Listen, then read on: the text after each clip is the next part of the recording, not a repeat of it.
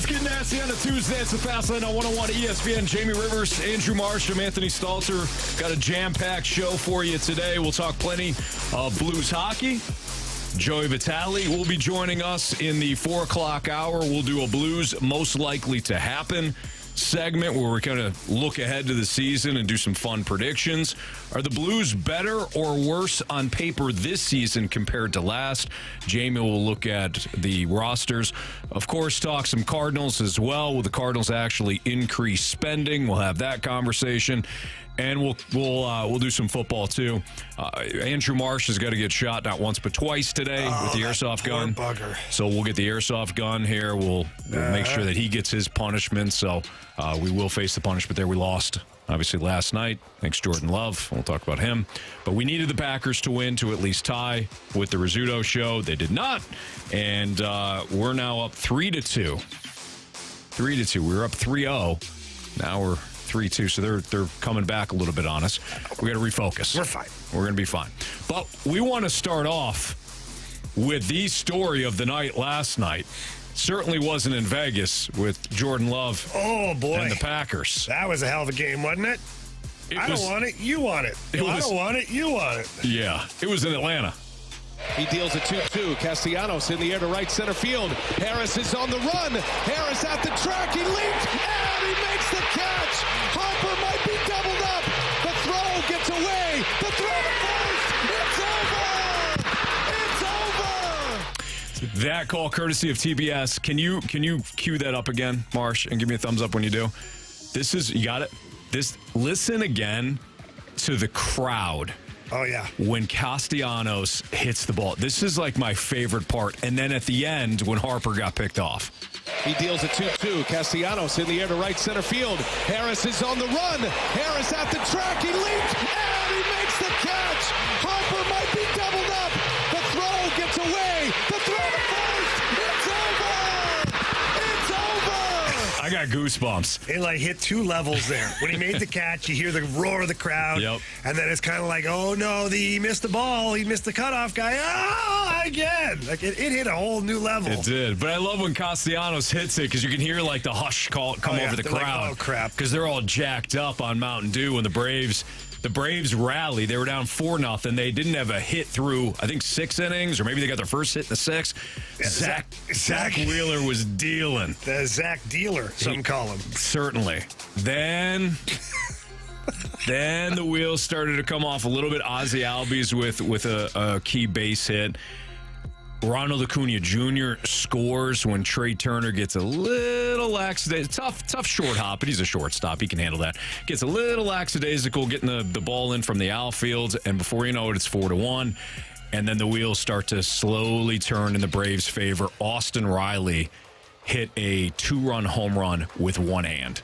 A little bit of a hanging slider. Yeah. He got under it, had the one hand, got enough lift and separation on it to pull it into the bullpen, and the comeback was on. Was that the most impressive thing he did last night? Because I would argue him backing up second base a la Derek Jeter. I was thinking the same. It was the same reference point. It was Jeter. It was the Jeter play. Which one was better? Jeter's. World Series. That was in the World Series, wasn't it? Or was that that was against the Oakland A's. Oh, that's right. So that was in the ALDS. I think so. But that was across the field and like backhanded almost, or maybe it was like a pitch on an option play or something. Riley's play last night was sensational though, because he's got a lot of momentum going that way. He's throwing on the run. He threw a seed over to first base. That ball could have tailed on him. It didn't. He threw a seed. Here's where I'm on this. I do not blame Bryce Harper on that.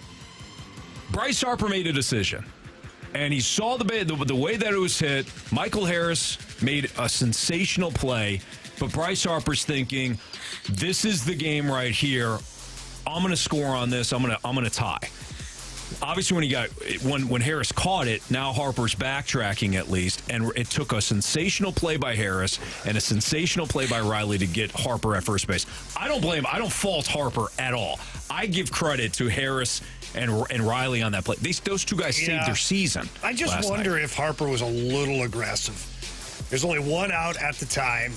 He could have went all the way over to second base, waiting kind of. And then when he missed it, probably kicked it in and still had an opportunity to maybe score on the play. Yeah. But if he misses it and you still have two guys on the bases at that point with one out left, as it happened, I understood it, but I was like, was that just maybe a bit too aggressive? Maybe. Based on the circumstances. If it's 2 outs, well, it's all bets are off. You're running he's going on contact anyways, yeah. Automatic. But he did the same thing on this one. Yeah. Except there wasn't. He made a decision. He did. Harper has high baseball IQ. I think it was 2 sensational plays by the defense in that situation. Yeah. And here's the thing. I don't blame Harper at all. That catch had a 45% catch probability. He needed to cover Michael Harris 92 feet in 5.4 seconds just to get there, and then his jump was plus 5 feet above average. That was incredible. I'm running too. Yeah. You have to score. Let's keep in mind too. Let's look at it from Harper's perspective. He has a clear read on the play. It is in front of him. He knew, because again, Bryce Harper's got incredible baseball IQ. So chances are he looked to see where those outfielders were beforehand. And we talk about this a lot with the Cardinals. If the ball goes here, where am I going with it on defense? Or if you're a base runner, what am I doing if the ball is hitting the gap? And the way that he saw Harris running like that, full speed, Harper's obviously an outfielder. He made the decision to go on that. Again, it was just a great play. Well, and I'm looking at it in hindsight, too. Sure. Like, looking back now, you're like, maybe he's a little aggressive. In the moment, you're all amped up. And we know one thing about Bryce Harper is he's this extremely competitive guy, too. So he wanted to get across home plate, tie that game up. So in the moment, I can't fault him at all. Well, also, it took a fantastic play by Austin Riley to even get him out. If he doesn't do that, he's back on first, and maybe they end up coming back. Who knows? The game could go either way. Whoever was up next could have hit a home run. Either way, though, you have to give credit to Austin Riley for backing up that play. Oh, that was a hell of a and just play. having the baseball IQ to know to be there. Yep, absolutely. And it took the Phillies miscues for the Braves to come back. And it took remarkable defense by Atlanta, not to mention, of course, their identity. So the Braves played to their identity last night. Max Fried, last year, he wound up getting punched around by the Phillies. He wound up being sick. So he kind of went through it all, and now he comes back, and he didn't necessarily pitch great last night. But it was the Braves' offense that carried that team all season long. And it finally showed up in the later innings last night. But I've said this before about the Cardinals or any other team. I have yet to see a truly bad or poor defensive team win a World Series. You have to make plays, maybe not to that degree, but you have to make key defensive plays if you're going to win a World Series. And in Game 1, we saw Trey Turner make outstanding plays at short. You have to have lockdown defense and make spectacular plays throughout the course of the postseason if you're going to win it. And Atlanta did both things last night. Defense, offense. Do you remember last year we were talking about the Phillies defense heading into October? Yeah. We were all excited because we're like, well, just put the ball in play. The Phillies defense might end up messing up, and maybe we can squeak a run in or two. They ended up playing better than the Cardinals did. Castellanos earned himself a Gold Glove. Yeah. They were Not great, really, but he was unbelievable. He was great. And they were not good in the regular season, but they turned into a complete different team. Yeah. Third baseman, what's his name? Bohm? Alec Bohm. Bohm. He came out of nowhere. You really do have to separate the two when you get from the regular season to the postseason. And the Arizona Diamondbacks, who are now up 2-0 on the Dodgers, had Michael Harris and Austin Riley and the Braves not do what they did last night, the talk would be Arizona. Oh, yeah. They haven't lost. They have not. Yeah, but who are they playing? Milwaukee and the Dodgers, teams that are well regarded. They haven't been home yet. No. Them and Texas. Texas will play at home tonight, looking to eliminate the Orioles, but the Diamondbacks haven't been home yet. And now they're going to play Arizona. Yeah, no kidding. If I'm the manager of that team, maybe I'm putting my team in a hotel. Maybe. Yeah, let's just pretend we're on the road, guys. Yeah. Just keep doing what you're doing, please. So Arizona hasn't lost. Texas hasn't lost. Is that it? Yeah, because Houston and Minnesota are even. But Texas and Arizona have yet to lose. Man, thus far, it's been a fun postseason. And we will get into should Major League Baseball change its playoff format, because to me, last night kind of poured cold water on that.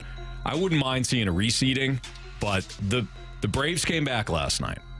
And the Braves came back because of their offense. Why did everybody pick the Braves potentially to win? Not everyone, but why did a lot of people pick the Braves to win the World Series? Because of that offense. You got to win. Win the damn game. And they did last night. All right, it's Fastlane on 101 ESPN, ranking the teams that missed the postseason. There was a article done by The Athletic. I think it was our guy, Jim Bowden. Bobby's brother. Nope. Jim Bowden in The Athletic, ranking the teams that missed the postseason this year. Where do the Cardinals rank on Jim Bowden's list? That's next on 101 ESPN. Bobby's.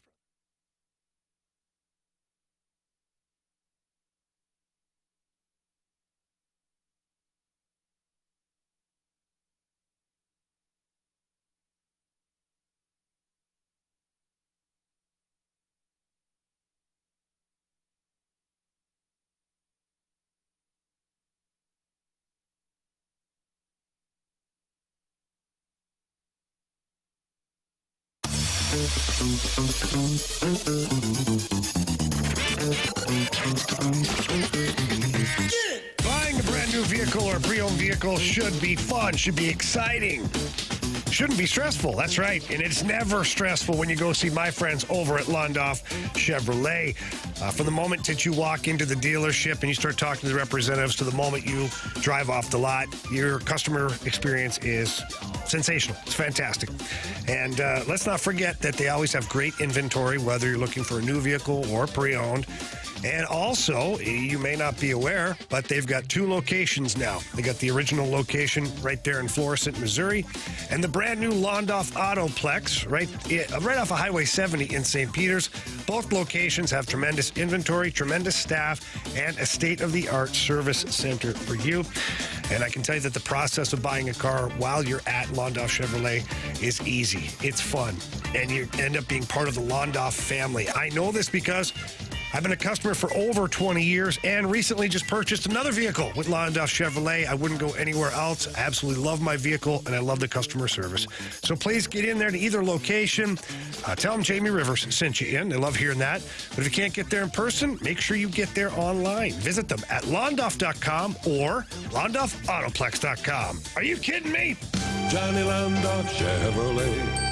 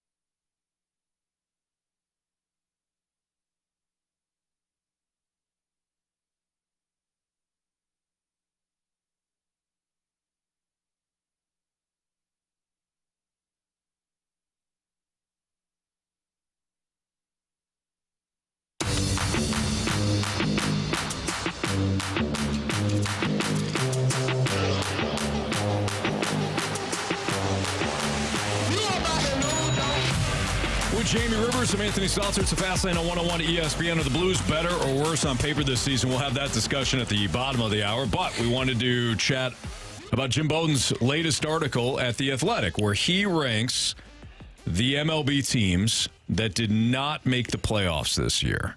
So ranking the teams that did not make the playoffs this year. And, of course, you wanted to discuss where he had the Cardinals. Any guesses before we start? Any guesses where Jim Bowden would have them? Ranked, like, in the league? Out of the teams that missed the postseason. Oh, wow. Okay. Where they would rank. Mm-hmm. So quick math on that. How many postseason teams, Marshy? 14? Yes. So where do you think the Cardinals rank 1 through 16? I mean, it can't be great, but on paper, they're probably better than some of the other teams. I'd say 12. Okay. Marsh? I already know the answer. Oh. No. Oh, okay. Jamie, you're close. 10th. Way better than I thought. Let's party. Jim Bowden of The Athletic ranks the Cardinals 10th. Jamie, any guesses on the postseason team, the non-postseason team that he ranks first? I'll give you a hint. It's a team that a lot of people thought would make a deep run this year. Oh, the Mets? Mm-mm. The other team that people thought were going to make a deep run this year. That invested a lot. Padres. The Padres. I was like, Yankees? But I'm like, wait, Padres. Yeah, the Padres. All right, so good news and bad news on this. The Cardinals are 10th. Again, that's out of 18 teams. My math was horrendous, I guess, on that one. The Cardinals are 10th.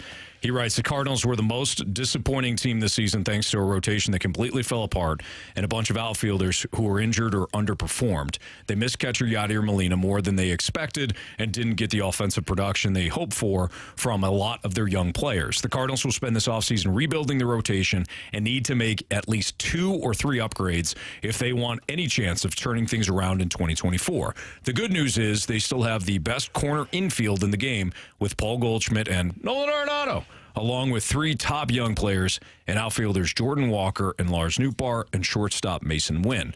With a strong offseason, the Cardinals have an infrastructure to get right back in the NL Central race next year. Nothing earth-shattering there. I agree with Jim Bowden's statement on those statements. I think we all would. The issue, behind the San Diego Padres, Jim Bowden ranks the Cincinnati Reds. What? I think that's off. Look at the talent alone that they have. The young talent alone that they have. Yeah, but look at the pitching. They got some young pitchers, too, led by Hunter Green. They got guys like Andrew Abbott, too, Brandon Williamson, Connor Phillips. I'm not saying... Guys that got experience this past season. I'm not saying that they shouldn't be ranked ahead of the Cardinals. I think second is a stretch. I would have the Mariners ahead of the Reds, I agree, there. But he's got the Mariners third. Outside of that, the Mets, we'll see. The Yankees, where's he got we'll the Cubs? See. He's got the Cubs 7th. Yeah, I figured. So 2 teams, obviously the Brewers made the playoffs, so they don't count into this.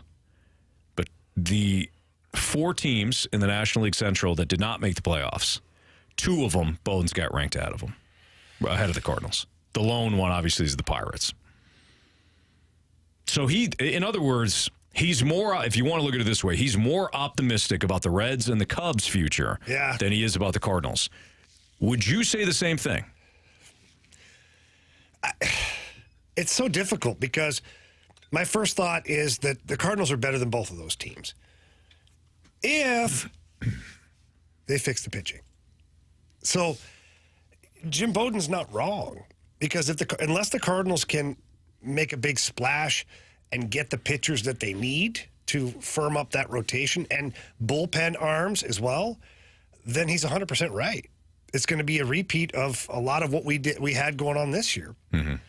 But if the Cardinals do shore up the pitching, that offense can bang.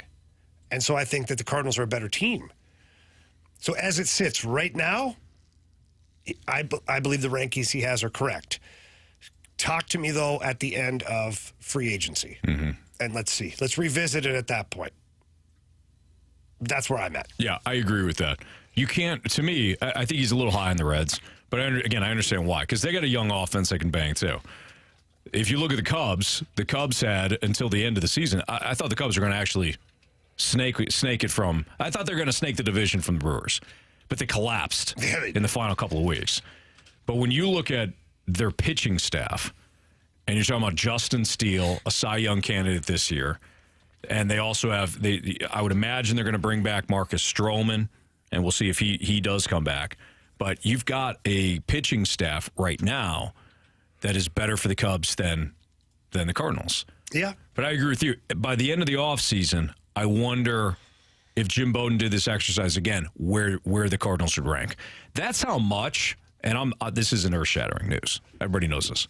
But that's how much John Mozeliak and the DeWitts can turn the tides here with one proactive sense of urgency offseason. Expensive. It's going to be expensive, but in one offseason, because of the work that they did with the offense and building this offense, they can turn the tides quickly. Can they get free agents to come here? Can you outbid other teams? Will you outbid other teams? And will the young pieces like Jordan Walker and Mason Wynn, and he didn't include him, but Nolan Gorman, can they continue to develop? So here's a question I have that I don't know why it hasn't popped into my head before now, but just as you were talking about it, popped into my head is the job is going to be that much harder to lure guys here now. Like the Cardinals before, we always joke, the free zoo and whatnot. Okay, great. But you could always sell the fact that we're always in it. Like right. You sign with the Cardinals. Hey, anything's possible. We can make a run. Look at second most World Series in ever, Bob. Mm-hmm. And we're also a team that's won not too long ago. And we're in the playoffs every year, division every year. So you look at that as a player and you go, okay, yeah, I mean, I'd like to go there, play on a team that's competitive. And if I get hot, if Arenado gets hot and Goldie gets going, hey, maybe we have a chance at this thing. Yeah. Now, though, the task is way different. You have a last-place team that has no leverage.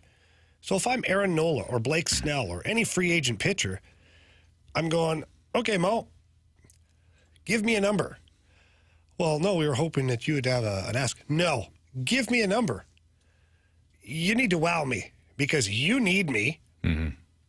and your team sucks without me and without another guy. So the task this offseason of just going out and getting a free agent is going to be way harder than I think anybody actually realizes. This is where I wonder if John Mozeliak is going to have to pivot, and hopefully they do before it's too late, and make a trade. Maybe the ace that they go to get or the number one is via trade because free agent market, you have no leverage. Mm-hmm. What have you got? Money? So do the Yankees. So do the Dodgers. So do the Giants. Give me something else here. Right. So I think that's where it could fall apart, and it may not be any of John Mozeliak's fault. He might be offering the same amount of money. He might be offering more money, but the player's like, nah, I don't believe in you, and I don't believe in that team. Right. So it could be harder than I expected. Yeah, that's a good point, Jamie. I also think that this is why you have to simultaneously make sure that you're aware of the guys looking for rehab contracts. And I don't think the Cardinals have done a good enough job. That is an untapped market. What was the biggest acquisition for the Cubs last year? It wasn't Dansby Swanson. Cody Bellinger. It was Cody Bellinger on a 1-year rehab deal. We'll call it a rehab deal.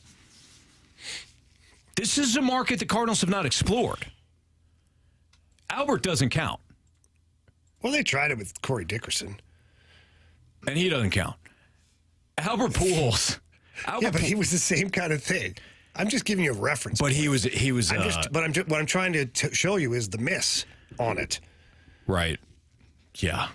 I would put him in that wasn't a good signing category. Okay, Anthony, I get it. You hate what I said. Okay. If I could take it back, I would, but I can't. So can we just keep the feet moving? I don't count Albert Pujols in a one-year deal. He was only going to the Cardinals. And the Cardinals waited until Juan Yepes didn't have a good jump to the spring and then brought him back.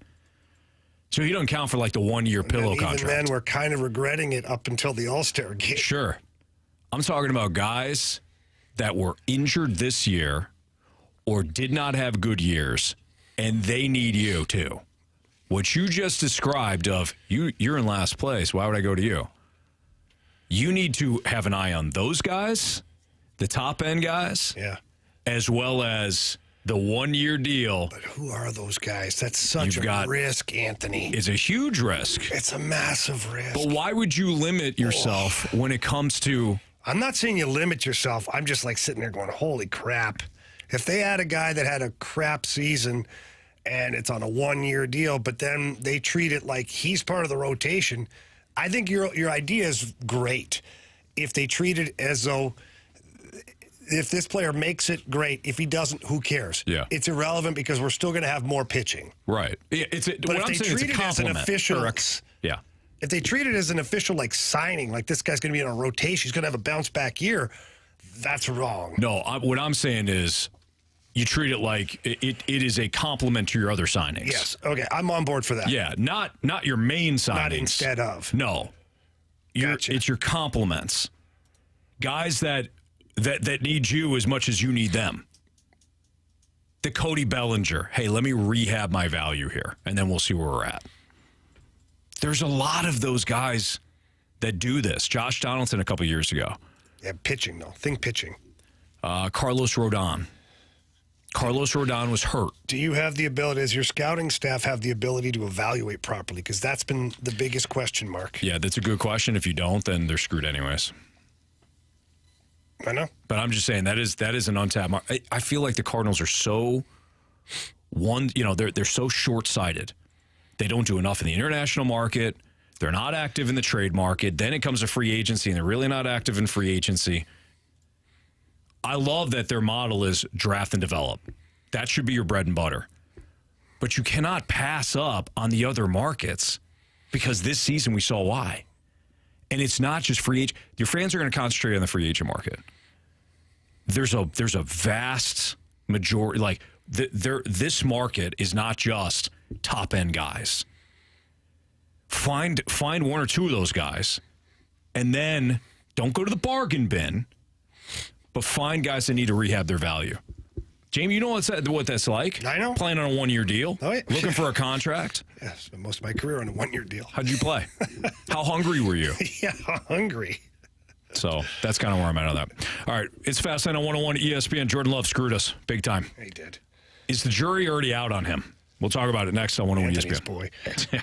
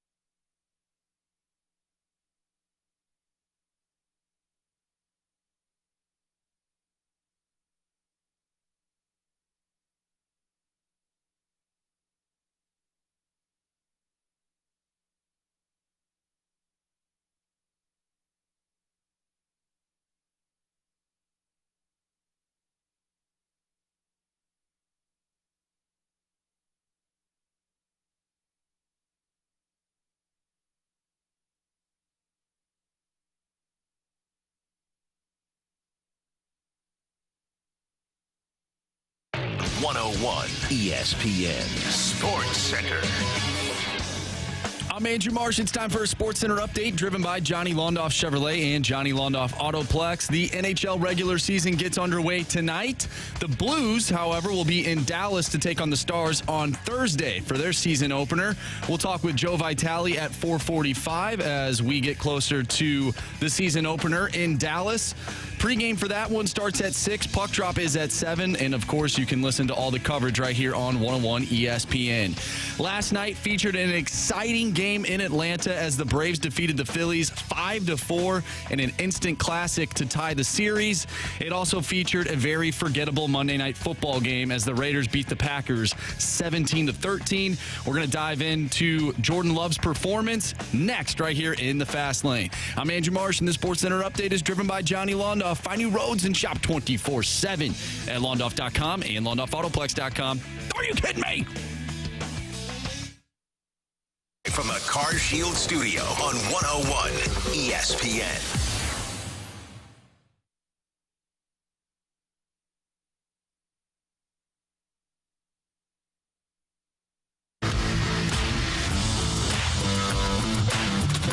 So, Jamie, you hit on it. You said it's Anthony's guy when I teased Jordan Love. It was, and you better not jump off at this point. I fully admit. See, one thing that I like to do, Jamie. I don't think you can talk about that here. Something else I like to do, Jamie, right, is I like to see where the masses are going, and if the masses are all on one side, say, okay, let me go in another direction here. You know why, Jamie? Why is that? Because none of us in this room or listening right now know anything. We really don't. We like to highlight the things we get right and put the things that we got wrong in a trash can. Yeah, because they make us look bad. That didn't happen. Yeah. This happened. Yeah. So as we circle back to Jordan Love. Why would we highlight the things we get wrong? That'd be fair and balanced. Who wants that? Okay, good call. I was wrong about Jordan Love. What? I looked at everybody lining up to jump on that Lions bandwagon. People were breaking kneecaps to jump on the Lions bandwagon this offseason. That I looked at the rest of the NFC North and said, what direction can I go that is opposite? I didn't like the Bears at all, as you knew. Yeah. And I thought the Vikings, Marsh's Vikings, unfortunately, were due for that regression to the mean category. A lot of wins by, one possession wins last year. It tends to go the other way the following year. And unfortunately for Marsh's Vikings, that's exactly what happened. So what's left? The Packers. Well, the Lions, but you're banned. Well, no, I'm talking about at the start of the year. Like I said, I saw the masses all lining up for the Lions. So I'm going to go this way. Mm-hmm. So I thought to myself, you got Matt LaFleur. Jordan Love is now in his 4th year. He knows the offense. I'll go with the Packers. One of the reasons why I picked the Packers to win the NFC North. I also didn't believe in the Lions defense. I was wrong about that. And I did believe in the Packers overall roster. The offense is incredibly young, and the defense is actually pretty decent, but they're on the field a lot. And when your quarterback throws 3 interceptions, including one absolutely atrocious one in the first half, you're screwed. And Jordan Love has had opportunities to win games this season in the 4th quarter. One in Atlanta and one last night in Vegas, and he didn't get it done. I think losing Aaron Jones is a huge deal, but when you see his downfield passing, it's not there. He doesn't throw with anticipation. He doesn't throw with accuracy. I mean, we're talking about somebody that's completing about 55% of his passes right now in today's NFL. That's not good. I'm not saying this is it, and the jury is completely out on him, but he is either behind or really slow with his development right now. And I don't see this changing anytime soon with Love and the Packers. Do you think the expectations were too high? No, because I think the expectations were rather low. Okay, fair enough. Maybe I'm wording that wrong. Did we expect too much from a guy who's never played before? Like everyone. In hindsight, I probably did. Yeah. Because he's started a total, I think, of 7 NFL games. I believe that's the number. Yeah. He's 2-3 right now in his rookie season. I think you're on to something. Can I rephrase the question a little bit? Go ahead. Play with it all you want, Anthony. Well said, Jamie. After 5 games, did we expect too much?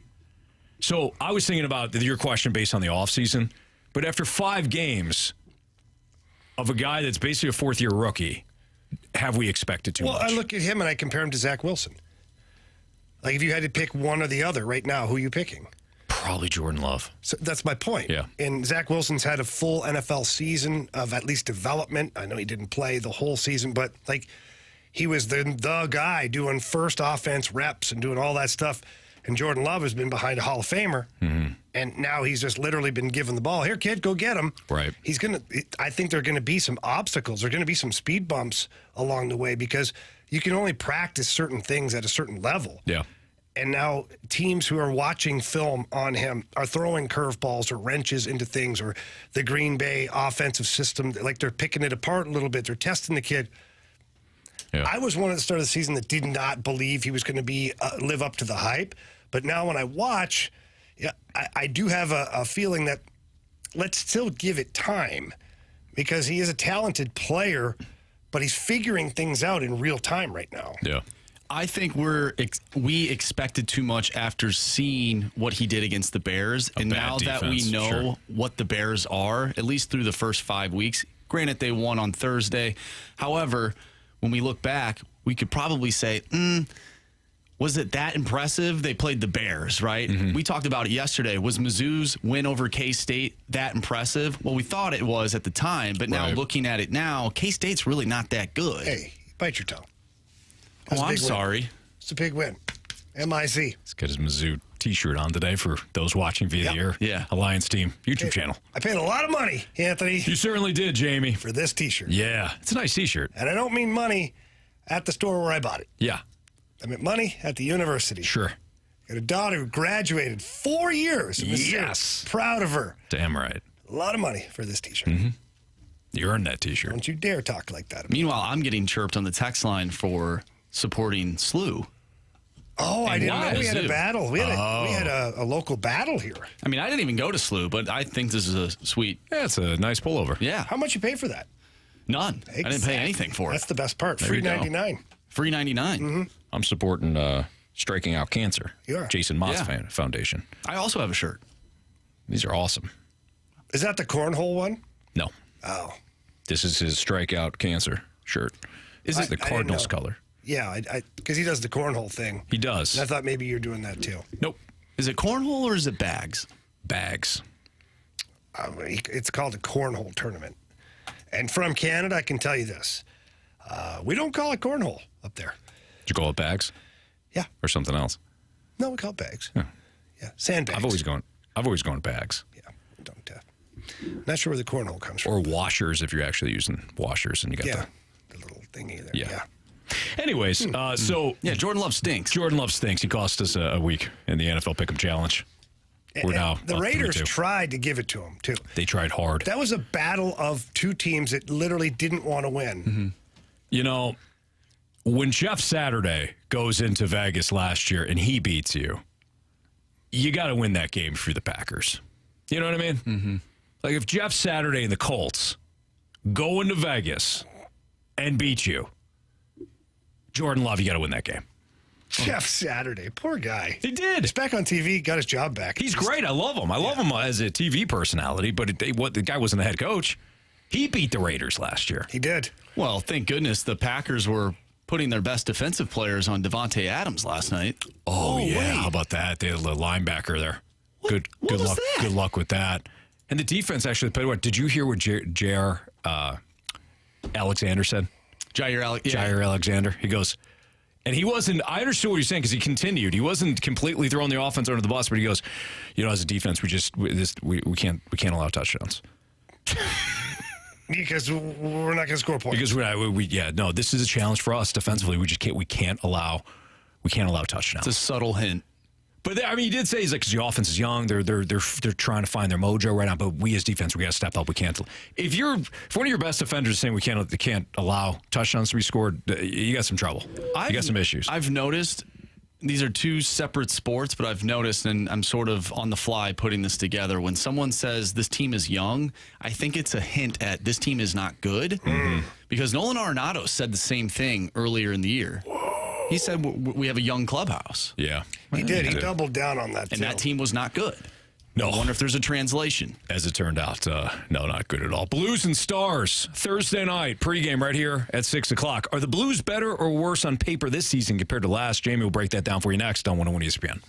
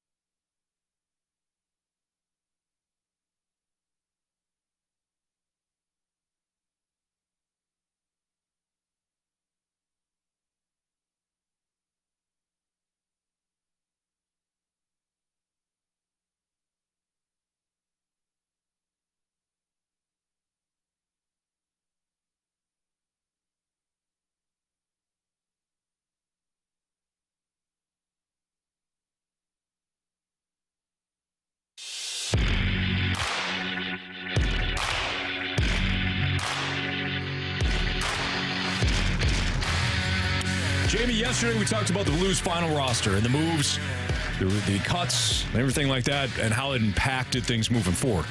What if we looked at the Blues' roster this year compared to last year and say, all right, is this roster better or worse on paper? Because I think some people have made the argument that it's the exact same. And then there are others that say, well, it was actually probably better a year ago. In fact, this is a piece from The Athletic talking about the Blues roster. You said why they're here. And Marshy ranked them, what, in the bottom half, I think? It was like in that middle tier of teams. Okay, so not the bottom feeders, but it was the middle tier. The middle tier of NHL teams. And they're on the cusp. Why they're here? Because I'm not sure if they're rebuilding or not, and I'm not sure that Doug Armstrong is sure. On paper, they're worse than last year's opening night lineup, maybe by a lot, and we know how that went. I'll stop there. Do you agree with that statement? That they're worse roster-wise on paper this year than a year ago? Yeah, I'll agree with that. But it's easy. You just pull up the stats. Pull up the stats from 2 off seasons ago, and coming off of career year for Vladimir Tarasenko. First time he eclipses 80 points. Mm-hmm. Ryan O'Reilly didn't have a career year, but still had a really good year. Still one of the best two-way centermen in all of hockey. And then you had Ivan Barbashev coming off a 26-goal campaign. So, yeah, you look at those 3 guys, we didn't really replace those 3 guys. Right. But your roster, the fact that you had those guys doesn't mean your roster was better. You know, on paper, it looked that way. But is the fit better now? I think that's the biggest question / discussion to have. Because Kevin Hayes comes in here, and Kevin Hayes should be a 70 to 80 point guy. Should be. Maybe falls in the 60 point range. He's your replacement for Ryan O'Reilly's points. Let's just say that. You've got Oscar Sundqvist. He's your Barbashev replacement. Not point-wise, though. The job he does. He can play the penalty kill. He can play physical. He can play up your lineup. I don't think he has the top-end offensive ability that Ivan Barbashev has. I think Barbie took some massive steps in the last couple of seasons. But overall, you got a player who can kind of do, plug the holes where need be. The biggest thing for the Blues is going to be, does Robert Thomas or Jordan Kyrou, do they emerge as 2 guys that can get to that 90 to 100-point plateau? If they do, then this team is better. They're better because Vladimir Tarasenko, everybody loves to talk about Big Daddy Vladdy's numbers over the years. He only once eclipsed 80 points. That's not elite, guys. Mm-hmm. It's not. Matthew Tkachuk had, 116 points last year. That's elite. Never mind Connor McDavid, Leon Draisaitl. Those guys are elite. So Vladdy was never elite. Was he one of a top tier guys of goal scorers? Yes. Was he consistent as a goal scorer? Yes. Mm-hmm. But he wasn't elite. So Robert Thomas and Jordan Kyrou have the opportunity to kind of tickle that elite category. If they get up to 100 points or anywhere close to it, they're in the club. And if that's the case, then this roster looks a lot different. And Pavel Buchnevich, if he's healthy for 82 games, last year he ended up with 5 points above being a point-a-game guy. So if he plays 82 games and he gets 90 points, that's a difference maker too. So, but again, all that is in the future. Hasn't happened yet. Mm-hmm. Whereas the other way, when you look at it, it was stuff that happened in the past. So it was easy to evaluate if the team was good on paper. So that's the kind of way I look at it. I know, Marshy, you had a question in the office too, mm-hmm. about if, you questioned about if they would Army would rebuild this team. Well, can I comment real quick on the roster before you head in that direction? Because I know we've got other thoughts here on that from that article from The Athletic. But Jamie, you were just talking about the roster. Here's the way I look at it, because I know we've gotten some pushback on this, and it's like, hey, it's either a worse roster or the same roster. Why are you guys predicting that they're a playoff team this year? Again, Jamie and I are not saying they're a cup contender or a team that's going to make a deep run. We're saying the expectation should be that they make the playoffs. I believe that. Mm-hmm. I wouldn't say it if I didn't believe it. But when I look at the roster, it's not about collecting talent. We fall for that as fans. I fall for that. It's not about collecting talent. It's about building a team. That's what it's about. The 2019 Blues were about team. Not necessarily collecting talent. Did they have talent? Of course. But they won with a goaltender that they had on loan to the Boston Bruins at one point. It was about building a team. So when I look at this team compared to last year's team, what I don't see is a bunch of guys on expiring deals not knowing what their futures are. Or, and I'm going to offend people here, some people, and I'll just apologize right now because some people can't separate the career with what we saw recently. But you do not have a player in Vladimir Tarasenko that's sitting there on the bench or in the locker room not wanting to be there or wanting to do things as an individual to get out. That's not a referendum on his entire career. Again, I'm going to upset people when I say this. Why are you talking about Blues legend? I'm not talking about his career. I'm talking about last year. And what is the domino effect of a player like that being in your locker room? 2 years ago wasn't an issue. Last year, not so sure. And I'm not saying that he was the reason why the Blues didn't make the playoffs last year. You know why. The defense faltered. The five on five, you weren't good enough. Oh, special teams. Special teams are terrible. You had other issues. But moving forward here, can your defense recover? Can the guys that you paid and gave all those, the big time money to and the no movement contracts and all that or no trade clauses, can they rebound to what their career numbers are? Can Jordan Kyrou and Robert Thomas, some of these other guys, take that next step? Can Pavlovic-Nevic do what he did last year?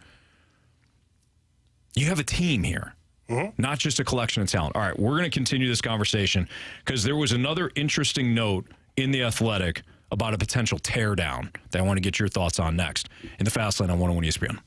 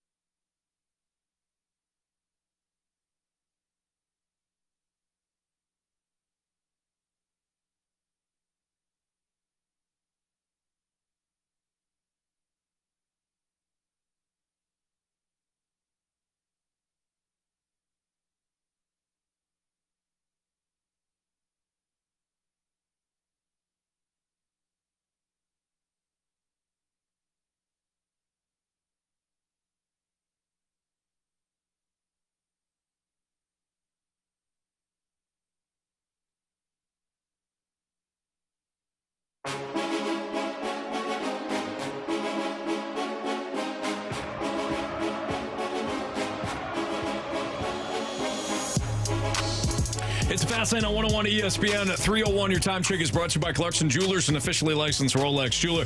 So we're just talking about this Athletic article about the NHL season and 2023-24 predictions. We read off the part about the roster, and we talked about the roster. But this was the other thing that caught our attention.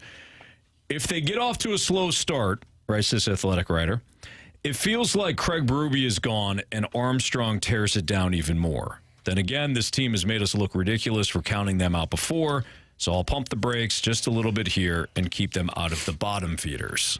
Oof. One, I don't see them getting off to necessarily a slow start. I don't know if they come out of the gates and win 8 of their first 10. Well, Anthony, it's going to be a tough first game of the season, as the Dallas Stars are predicted to be one of the best teams. Yeah. So it's going to be a good challenge for the Blues. Certainly. But if they get off to a horrible start, I think that's a little bit different. But let's say they get off to, I don't know, a 500 start in the first month of the season. Nothing wrong with that. I don't see a tear down. No. Here's why you're not going to see a tear down. Okay? Contract situation. You have too many guys on long-term deals. Army cannot tear this down. He just simply cannot. You've got 8 years of Kyrou and Thomas. You've got 4 more years of Braden Shen. You've got 3 years, including this year, of Brandon Saad. You have 3 years, including this year, of Kevin Hayes. You go to the defense. You got 4 years at 6.5 for Falk and Krug. You've got another 7 years of Colton Parayko. You got 3 years of Nick Leddy. So even if you wanted to, even if you wanted to rebound, down, and you got Jordan Binnington for 4 years. Yeah. You can't tear that down. You'll have to continue to retool if things don't go your way, and at some point you'll have to just be patient with the development process of Jake Neighbors, Zach Bolduc, Zach Dean, other players that are on the upcoming for the Blues. So there cannot be a teardown.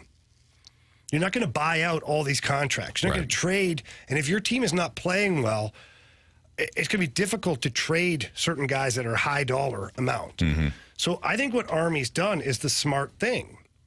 He went out to just like your baseball stuff, your Cody Bellingers. Mm-hmm. He picked up 2 Cody Bellingers in Kapanen and Verana, and they proved to be up to the task last year. He picked up another one called Sammy Blais. Sammy Blais now playing in third line. He couldn't even get in the lineup for the Rangers, never even scored a goal for the Rangers. He had 9 after coming here last year. Mm-hmm. So this is why you can't do a full teardown and a full rebuild, is you have too many dollars and too many years committed to current players. And what bugs me about this little excerpt in the article at the beginning of it, and we touched on it last segment, Sean McIndoe, who's the writer, says why they're here, because I'm not sure if they're rebuilding or not, and I'm not sure that Doug Armstrong is sure.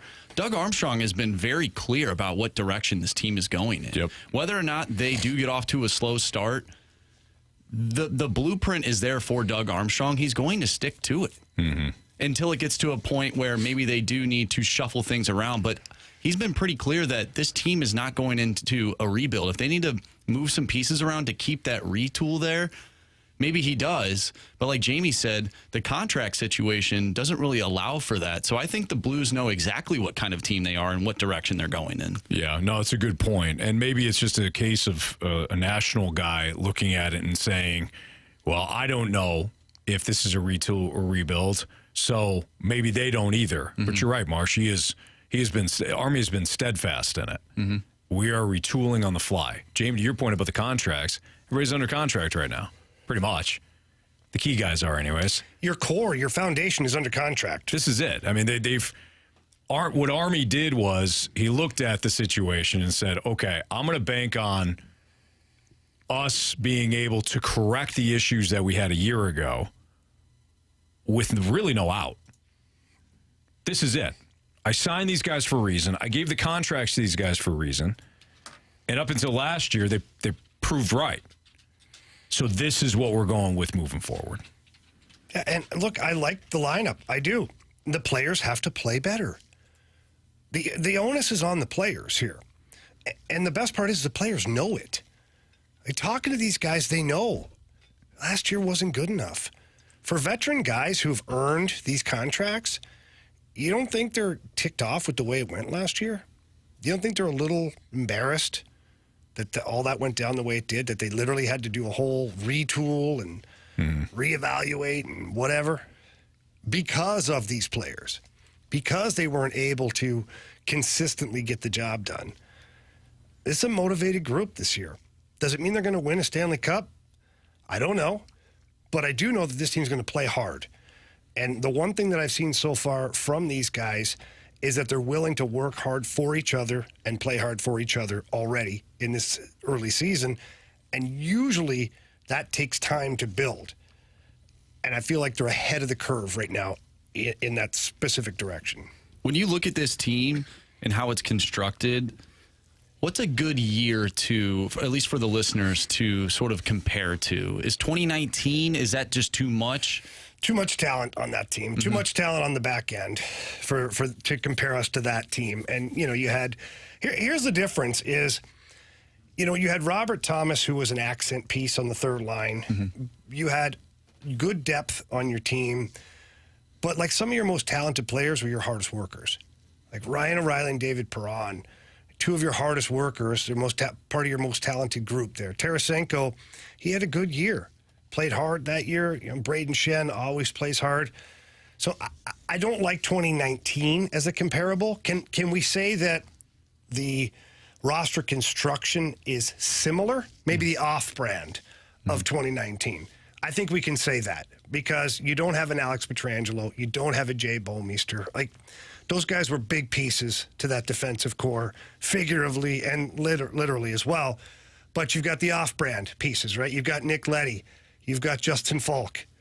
So you do have a similar roster construction as you did in 2019. And if the team plays as a team or even close to what 2019 did as a group, then this team will be competitive in the Central Division. They'll get into the playoffs, and they'll be a big headache for somebody, specifically if Jordan Binnington can get hot.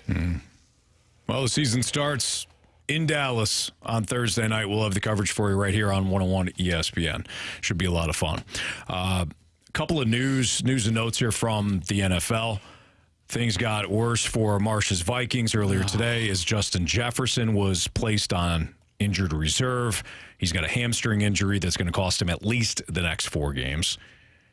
Minnesota has, what are they, 1-3 right now? 1-4. 1-4. They've got the Bears coming up. 49ers, Packers, Falcons, Saints, Broncos, then the Bears again, then the Raiders. This schedule isn't that daunting, but you do have to wonder what the direction is with Kirk Cousins. I know there's been a lot of chatter. Here's the problem about, and our guy Grant Francis just asked, hey, what if your Falcons made a trade? Here's the issue with the Kirk Cousins deal. You have to find a team that has the cap space to acquire Kirk Cousins, feel good about getting him up to speed in their offense, and then turning him loose. That's a pretty big gamble. And when you're talking about cap space, or lack thereof, that limits the choices. He's not going to the Jets. There was that chatter early on. What about the Jets? And I know I brought it up too, without looking at the cap situation. They're not going to be able to fit Kirk Cousins under their cap. Well, and by the time that he would probably be ultimately traded, that team's going to be out of contention. Right. So I don't think that Kirk Cousins is going anywhere. And you have to wonder, too, whether or not, you've brought this up before, if Justin Jefferson says, I'm not interested in a long-term deal then. I don't know what the quarterback situation is going to be like. And trade him, too. Trade him, too. Well, let's get rid of him now. Well, if you don't have a quarterback. That's true. I'm just saying. If you're going to go into a rebuild with a brand-new young quarterback or something like that. You'd want Justin Jefferson. Of course, you'd want him, but you'd have to sell him on the idea of that. Yeah, true. If not, then you cut your losses and trade him. There's not a team in the league that wouldn't line up for him. Oh, big time. You also have to wonder, though, about where the Vikings are going to wind up. Are you going to be bad enough to get one of these top quarterbacks? Or do you just keep going with Kirk Cousins, knowing that he's not the problem? He's not the problem. The turnovers have been a big problem this year, and he's part of that, a big part of that. What if he makes his way to New England? That'd be an interesting fit. I'm not joking. Someone put it on the text line here, too, New England, but I thought about that the other day. What quarterbacks could maybe make their way to New England? I mean, they have more than enough cap space. What do you think, Marsh? Send him in New England? No. Okay. No, we'll keep him. Jordan Addison, welcome to the show, buddy. You're the new wide receiver 1, in my opinion. Just go deep. Kirk will find you. TJ Hawkinson, catch the football. Alexander Madison, move over. Cam Akers, welcome to the squad. Yeah. Let's see that's something been new. disappointing. The Alexander Madison thing has been really disappointing. The only good thing is Dalvin Cook has not panned out for the Jets. No, he's been awful. They got it right by saying we're just going to move on from Dalvin Cook because he's been terrible. But they moved into a situation where you say Madison doesn't look any better as a starter. You know what, though? The one thing I'm slightly encouraged by is that the defense doesn't look awful. They've played well enough to keep you in games. Every single game's been a one-score game.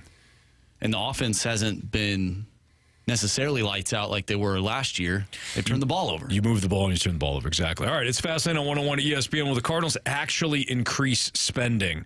We'll talk about that next on 101 ESPN.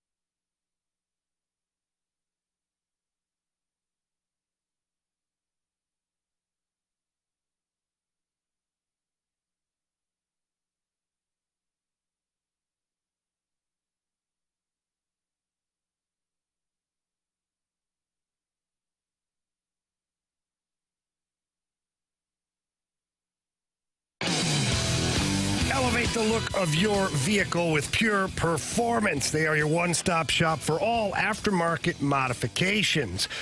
Pure Performance is by far the best place to go for replacement tires for any vehicle. They don't just sell oversized tires for your trucks or your off-road vehicles. No, they carry all tires, all wheels for any year, make, model of any vehicle that you've got out there, including minivans and any other SUV you're looking for. And the staff is fantastic. They've got a beautiful showroom, 25,000 square foot facility that has the largest showroom in the area. You can find anything and everything that you need to accessorize your vehicle. Do me a favor, though. When you walk into Pure Performance, ask for Shelby and tell her that Jamie Rivers sent you in. Shelby's going to make sure you get taken care of properly. And then once we figure out what's going on in the vehicle, hand you off to the technicians who are the best in the business. They do their thing in the back. You show up, your vehicle looks incredible. You will be thrilled at what Pure Performance can do for you. So again, stop by, tell them Jamie Rivers says to get in there and get your vehicle accessorized. And if you can't get there in person, visit them online at pureperformance.com. That's pure, P-U-R, performance.com.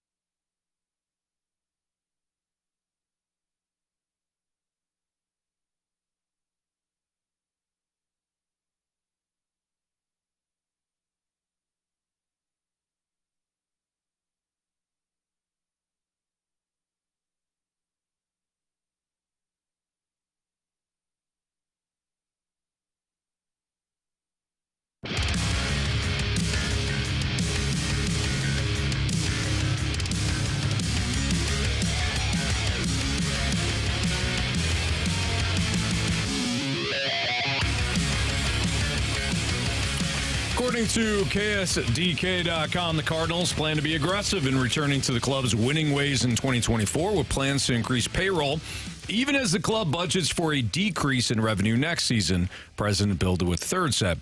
We do believe when we're looking toward 2024, we're trying to compete, DeWitt said in an interview Thursday. Those offseason plans come as the Cardinals in 2023 experienced their first losing season since 2007, finishing last in the National League Central Division. We're trying to be aggressive in ensuring that it's a one-time blip for us. That, according to DeWitt.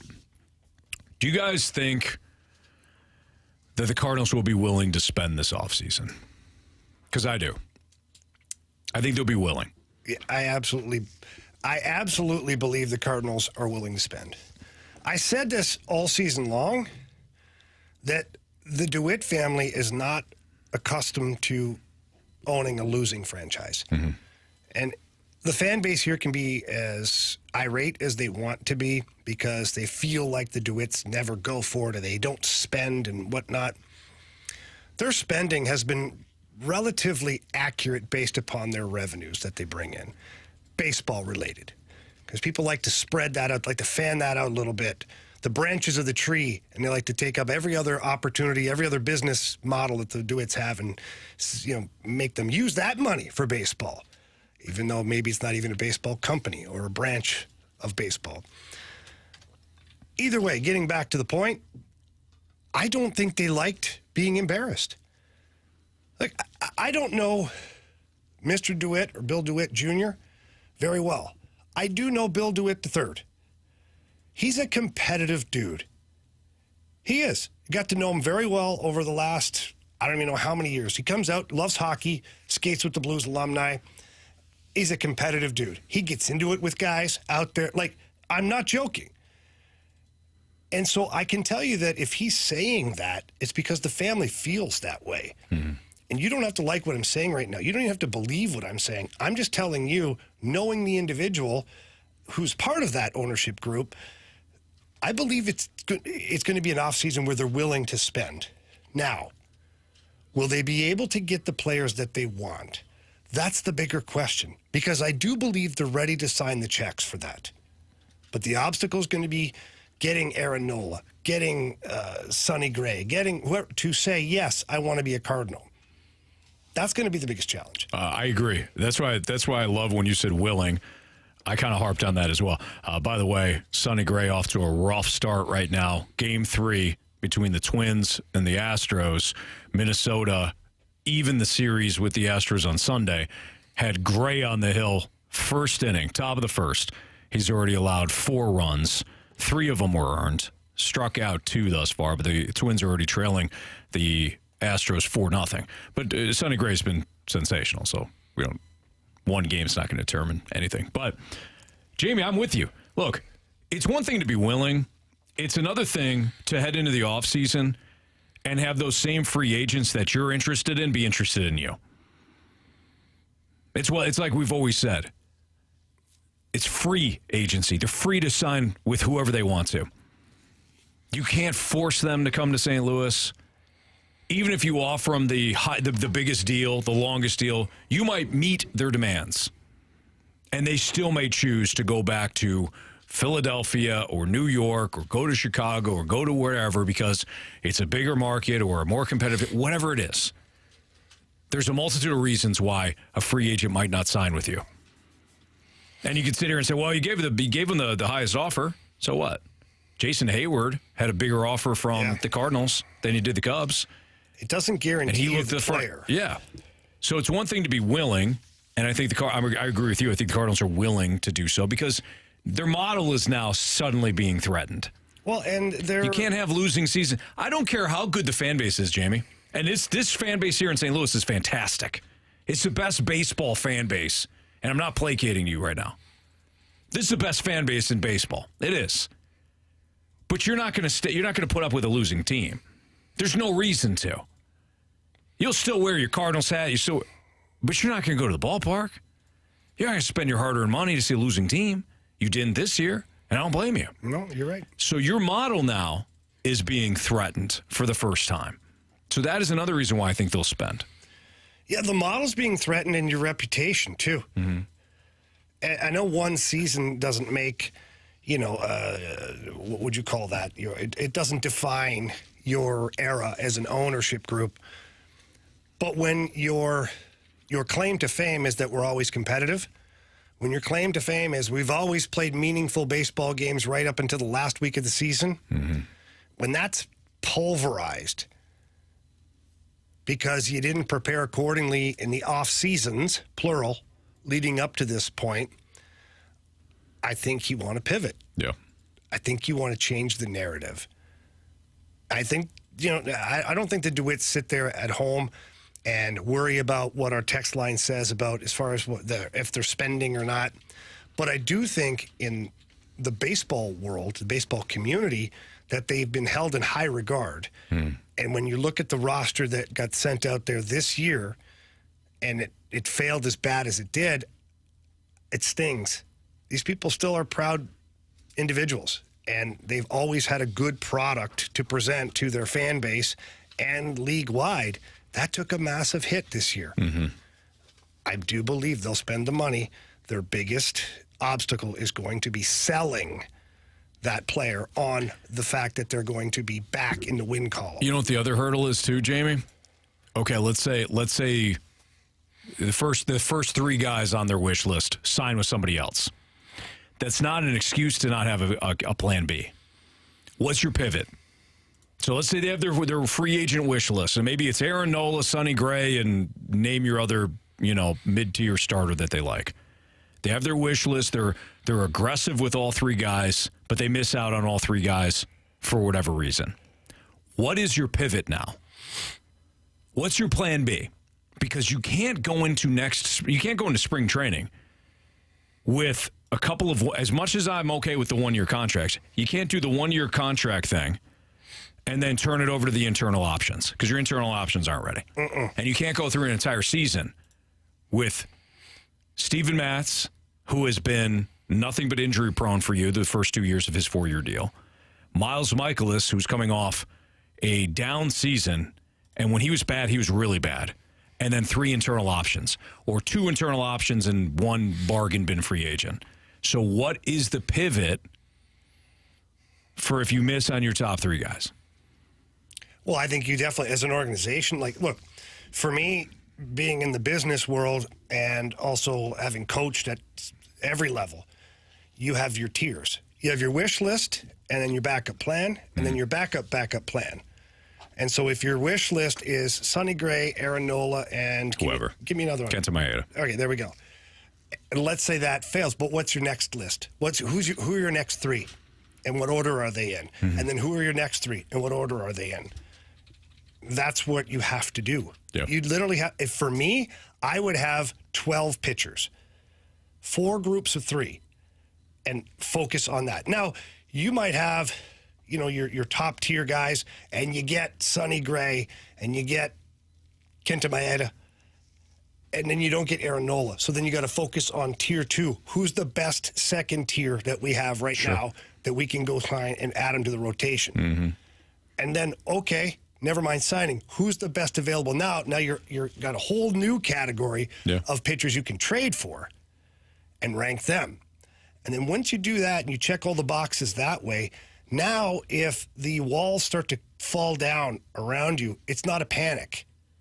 You have your backup plans. You have other players that you've scouted, that you've ran all the numbers and the video and all. You should have, if you're the Cardinals, you better have a massive stack of scouting reports for each and every single guy that's going to be on that list, from 1st to 12th on that list. I want everything on that player so that when I do make this decision, I know exactly what I'm doing. I know exactly what I'm getting. The Wilson Contreras thing doesn't happen again in the pitching category this time, though. Right. So that's the way I would do it. Yeah, ultimately, I agree with you, Jamie. And ultimately, I'm not going to fault John Mozeliak for not landing Aaron Nola if Aaron Nola decides he only wants to pitch for the Phillies. I'm not going to fault Mo for that. There's nothing he can do in that situation. No. I will fault Mo for not having a backup plan. For saying, oh, yeah, I got too expensive, or these guys didn't want to come here. Nothing I can do. Nope. Yeah, that won't fly. That answer is unacceptable at this Agreed. point. It's completely unacceptable. If I'm the DeWitts, I'm like, Mo, that's unacceptable. Yeah, you got us into the spot here. Yeah. We're in this spot because of previous decisions. And he's like, well, you got us in this spot because you didn't give me the money 2 years ago. Okay, fine. So let's both pull our heads out of... Right, and fix this thing. Yeah, exactly. That's Jamie Rivers and Anthony Stalter. It's the Fast Lane on 101 ESPN. Again, Astros up 4-0 in the bottom of the first inning. A rough outing thus far for Sonny Gray. Now we can get him on the cheap, guys. That's the way I look at this. Oh, yeah, one game certainly defines everything. It defines everything. That's what we've always said. One game, small sample size. You take that small sample size and you really extract it throughout his entire upcoming, career. That's how we do it here in the Fast Lane. If you have a question for us, Sports Six Pack is next, 314-399-9646, the Air Comfort Service text line, or you can check out our Air Alliance team YouTube channel at 101 ESPN STL. You can leave us a question in the chat room if you want to do that. Sports Six Pack next.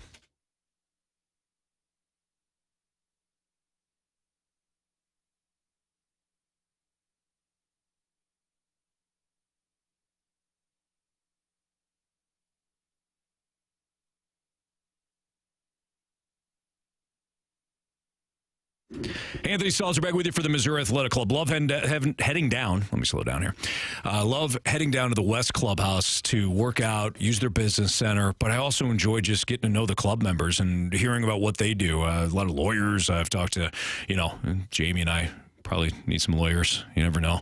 It's always good to have those guys. But when it comes to the Missouri Athletic Club and all the clubs that they have events going on, too. I enjoy, in the past, bringing the families to Mother's Day brunches, or we've done a Father's Day brunch, or Easter Sunday brunch. It's fantastic, right? And not just brunches. I mentioned all the brunches, but there's got a bunch of other stuff, too. We're talking about the speaker series that they have. They hosted Joe Buck and Chip Carey, and they had a whole presentation about, the St. Louis broadcasting scene, the Cardinals, and how much broadcasting has meant to the city of St. Louis. But they got speaker series like that going on all the time. It's fantastic. That's my MAC, and that's the Missouri Athletic Club.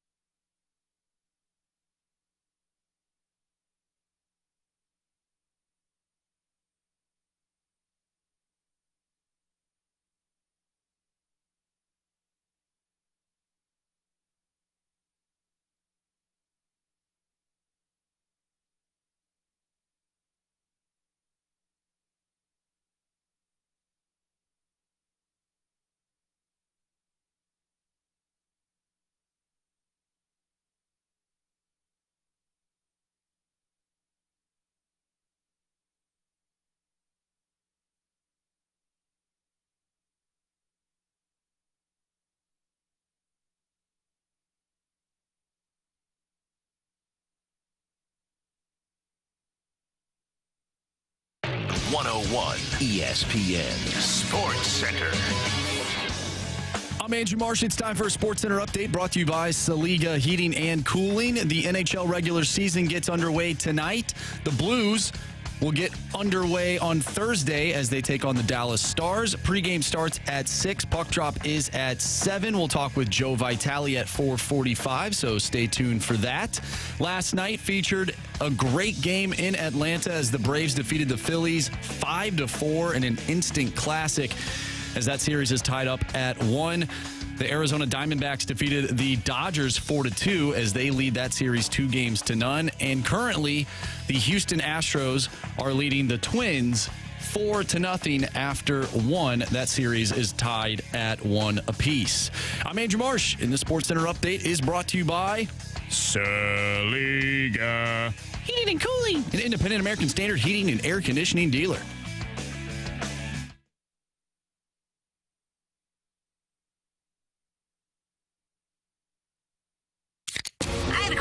It's time for the Fast Lane to answer your sports questions. I want to ask you a bunch of questions, and I want to have them answered immediately. Asking me all these weird questions. Answer the question. Answer the question. Answer me! The Sports Six-Pack is refreshed by Maggie O'Brien's, your go-to Irish pub in St. Louis for over 42 years. Time for the Sports Six-Pack here in the Fast Lane on 101 ESPN. If you got a question, you can send it to the Air Comfort Service text line at 314-399-9646 or via the Air Alliance Team YouTube channel at 101 ESPN STL. Marsh, question 1, please. Question number 1. All right, gentlemen, from the 618, would you rather have Matt Olson and Austin Riley or Paul Goldschmidt and Nolan Arenado? Matt Olson and Austin Riley. We've lost Jamie. Oh, there he is. So would Jamie. Yeah. I mean, okay, a couple reasons. Younger. Yeah. Better. Wow. Offensively, Certainly. Matt Olson had an absolute juggernaut Yeah, he was of a season. insane. Yeah. I don't think this is... I love both the guys that the Cardinals have. Can I but have Olson and Arenado? No, it's not the question. Are they way above I would do Goldschmidt that. and Arenado? Like, what is the drop off there? Are they tight? I mean, we got Is to it far factor away? in. We also got to factor in, to me, the next 3 seasons Well, or that's so. okay, And then it's a no-brainer. it's splitting hairs, really, when it comes to talent of these guys currently. It really is. Now, Matt Olson, I mean, he had himself a hell of a year offensively. But when you can consider everything, the age, 2-3 years from now, then you'd have to go with Riley and Olson. Yeah. Not even a discussion. No. Question number 2. From the 636, Jamie, we'll have you answer this question because you are a Mizzou faithful. Yes. Do you think Luther Burden could end up being a top 5 pick? Ooh. Is he draft eligible this year, Anthony? No. Okay. So he has another year. Top 5, I think, is high. I think that's high. Is he a first-round pick? Yes. Is he top 5? I think that's a stretch. Anthony? I don't think he gets into the top 5, but I think he could be a top 10 pick. That'd be awesome. He's a little undersized, but not by much. And you know, teams now, the way they play. Look at Amon-Ra St. Brown for the Lions with the way they utilize him. He rarely goes outside the numbers. He's in the slot. I think Luther Burden's probably going to play in the slot. But when you're looking at NFL offenses now, you know, the nickel is the new defense. It's not the new defense, excuse me. It is the standard defense now for all teams. So you got to play in a nickel. So that means that you usually have 3 wide receiver sets for most teams. So Luther Burden's going to be a first-round pick. I don't think he gets into the top 5. Question number 3. From the 980, should there be a bonus or incentive per game to starters who go at least 7 innings in a game as a way to incentivize starters going longer than 5 innings? That would force starters to learn how to pitch longer in and force them to learn how to pitch instead of just throwing the ball with max effort. Go ahead, Jamie. Yeah, this isn't the pitcher's fault. There you go. This has nothing to do with them. I guarantee if you ask most pitchers, not all, because we're learning things about some of these pitchers, that's for sure. But if you ask most of the pitchers, they don't want to hand the ball off. It's their game. That's what they've been training to do. That's what they're wired to do, is pitch. And so, it's not like you're trying to incentivize the player. Give a bonus to the manager. Leave him in there. Here's $500. Like, you know what I mean? So I don't know. That's my take on it. Is it's more of a manager / analytics problem than player. Jamie nailed it. Yeah. You're talking about teams that have all the analytics in the world saying don't allow the pitcher to see the lineup a third time through. By the way, Zach Wheeler faced the Braves a third time through last year, and the wheels started to fall off. It's not. Oh, I see what you did there. It's not all crazy. Oh, didn't even try. Yeah, you did. There's something to it. There's something to pulling the starter after a certain amount. But to Jamie's overall point, there's no incentive needed for the pitcher. It's incentive needed for the teams to stop going with such a specialized game. Question number 4. From the 314, do the Cards and Blues feel the pressure to get good quickly because of the instant success, atmosphere, and supposed 100,000 person long season ticket wait list for City? Oh, I don't think they feel pressure at all when it comes to that. I think they're happy. They're excited to have another successful sports franchise. But, St. Louis City's not pulling fans away from the Blues or Cardinals. I think that one thing, if nothing else that we've learned in the infancy of this franchise, is that soccer people are soccer people. That's bottom line. You'll get the crossover fan, like baseball people going to the soccer games, whatnot. But the soccer faithful, like that's their number one. They're not worried about the Blues, not worried about the Cardinals, and that's just from the fans' perspective. I don't think Tom Stillman is sitting there worried about his bottom line or having to go get better free agents because St. Louis City SC is going to win the Western Conference. I don't believe that to go hand in hand, nor do I ever believe that the Cardinals feel that way about their franchise when the Blues have success. I agree. I mean, I think I would imagine that all ownership groups are rooting on the city, the other teams. So I don't think the players at all say, boy, did you see the wait list for City?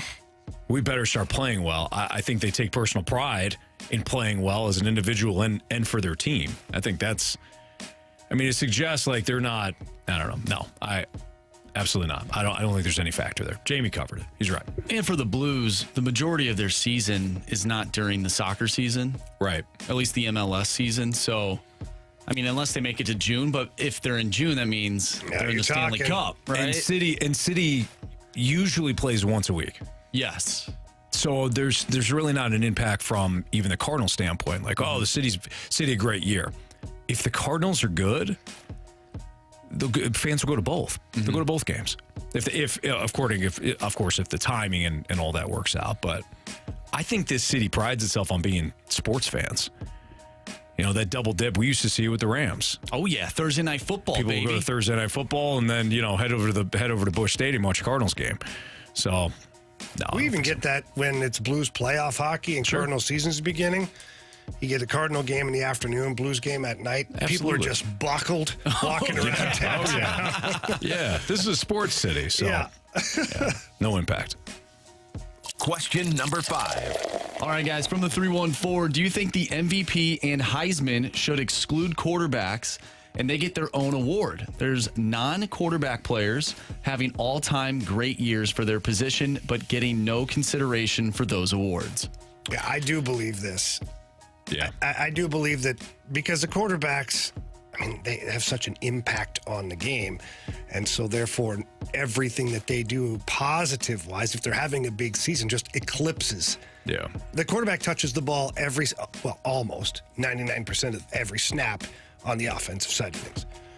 So he's relevant to the game every single play. Mm-hmm. Where if you have a wide receiver who gets targeted, let's say 7 times in a game, has 5 catches, 250 yards, and he's consistent like that. He's having a hell of a season, but it's just a fraction of the game. Yeah. So I would love to see some award that goes for, maybe the highest rated quarterback or the best statistics or the best quarterback, and then have a most valuable positional player that's not the quarterback. I agree with that. I agree. It's very difficult to look at a team and say, this guy's having a great year for a team that's also playing well, and not circle back to the quarterback and how he's playing. For example, look at Kansas City. Look at the Chiefs. This Chiefs team has underperformed offensively. Why? Well, because Travis Kelce's been banged up. Why He's distracted.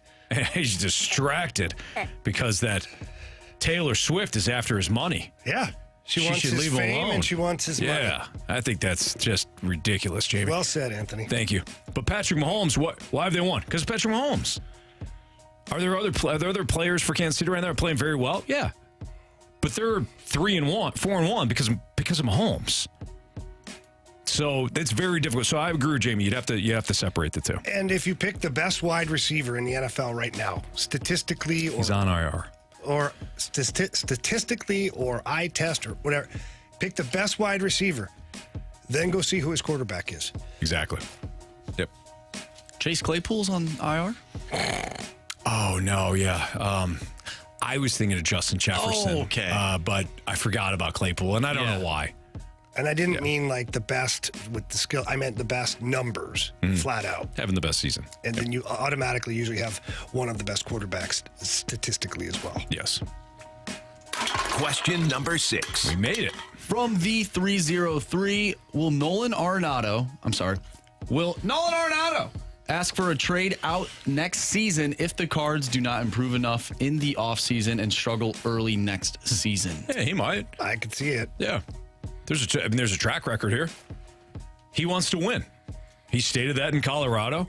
Thought that he had the Rockies front office's buy-in, signed a long-term contract, and quickly realized that they weren't committed to winning. That's how he wound up in part here. So if he feels as though that he's not going to be playing for a contender for whatever reason, and, he gets frustrated by that situation, sure, he might ask out. He also opted back in multiple times. So we'll see. Hopefully the Cardinals have a big offseason. We won't have to worry about it. It's Fastlane on 101 at ESPN. College football, week 6. There was a lot going on. We focused on Mizzou yesterday, but the playoff picture, that whole landscape, may have shifted a little bit. That's next on 101 ESPN.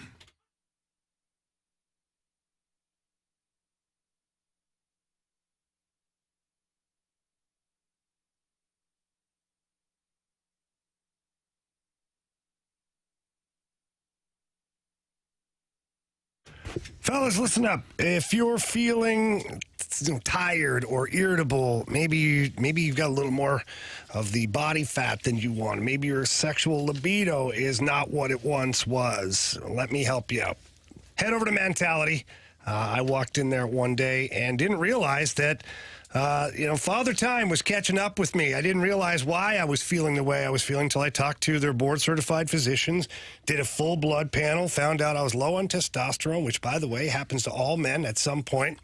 And now that I've been on my program, Anthony, things have been fantastic. It's interesting to see how much low T can impact you. You might think about it from the standpoint of going to work out and you're just not lifting like you used to, or maybe you feel run down. But if you're irritable, if you're even down a lot and you don't really understand why, you might have some things going on. So just like you would head into a doctor, go down to Mentality, talk to their certified professionals, tell them what's going on. They'll talk to you about their program, and they'll talk to you about why it'll help. And when you're there, tell them Jamie and Anthony sent you in there because it's worked for us. Yeah, it's been fantastic, and no excuses either, because it's covered by most insurance companies. So please, like Anthony said, get in there to either location. Tell them that we sent you in there. If you can't get there in person, get there online. Visit Mentality at lowtusa.com. Again, that's lowtusa.com.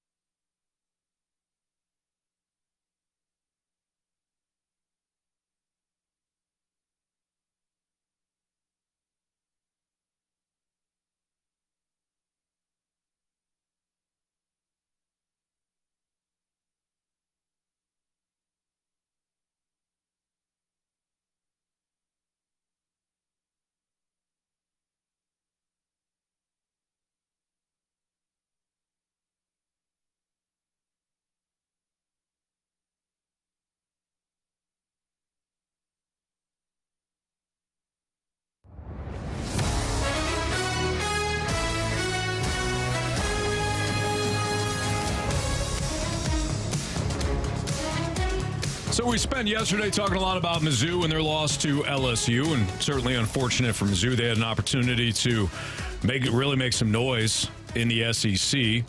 Not that they can't still do that. They've got plenty of opportunities coming up, including this Saturday against Kentucky. But when you look at the landscape in college football, guys, it's starting to get real interesting.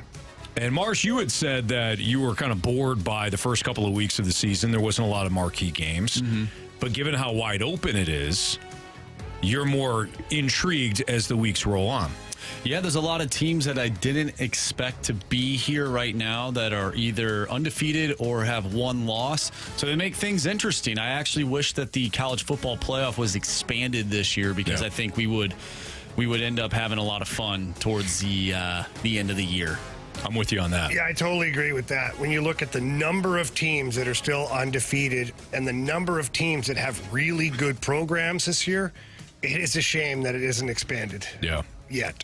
You know, what I found interesting of the last, I would say, 2 weeks now, is the one thing that the rankings were kind of lacking, ironically, because, Jamie, you have often said this in previous seasons about the top. It was so top-heavy. It's a one team. They're dominant. You almost know that they're going to win it all.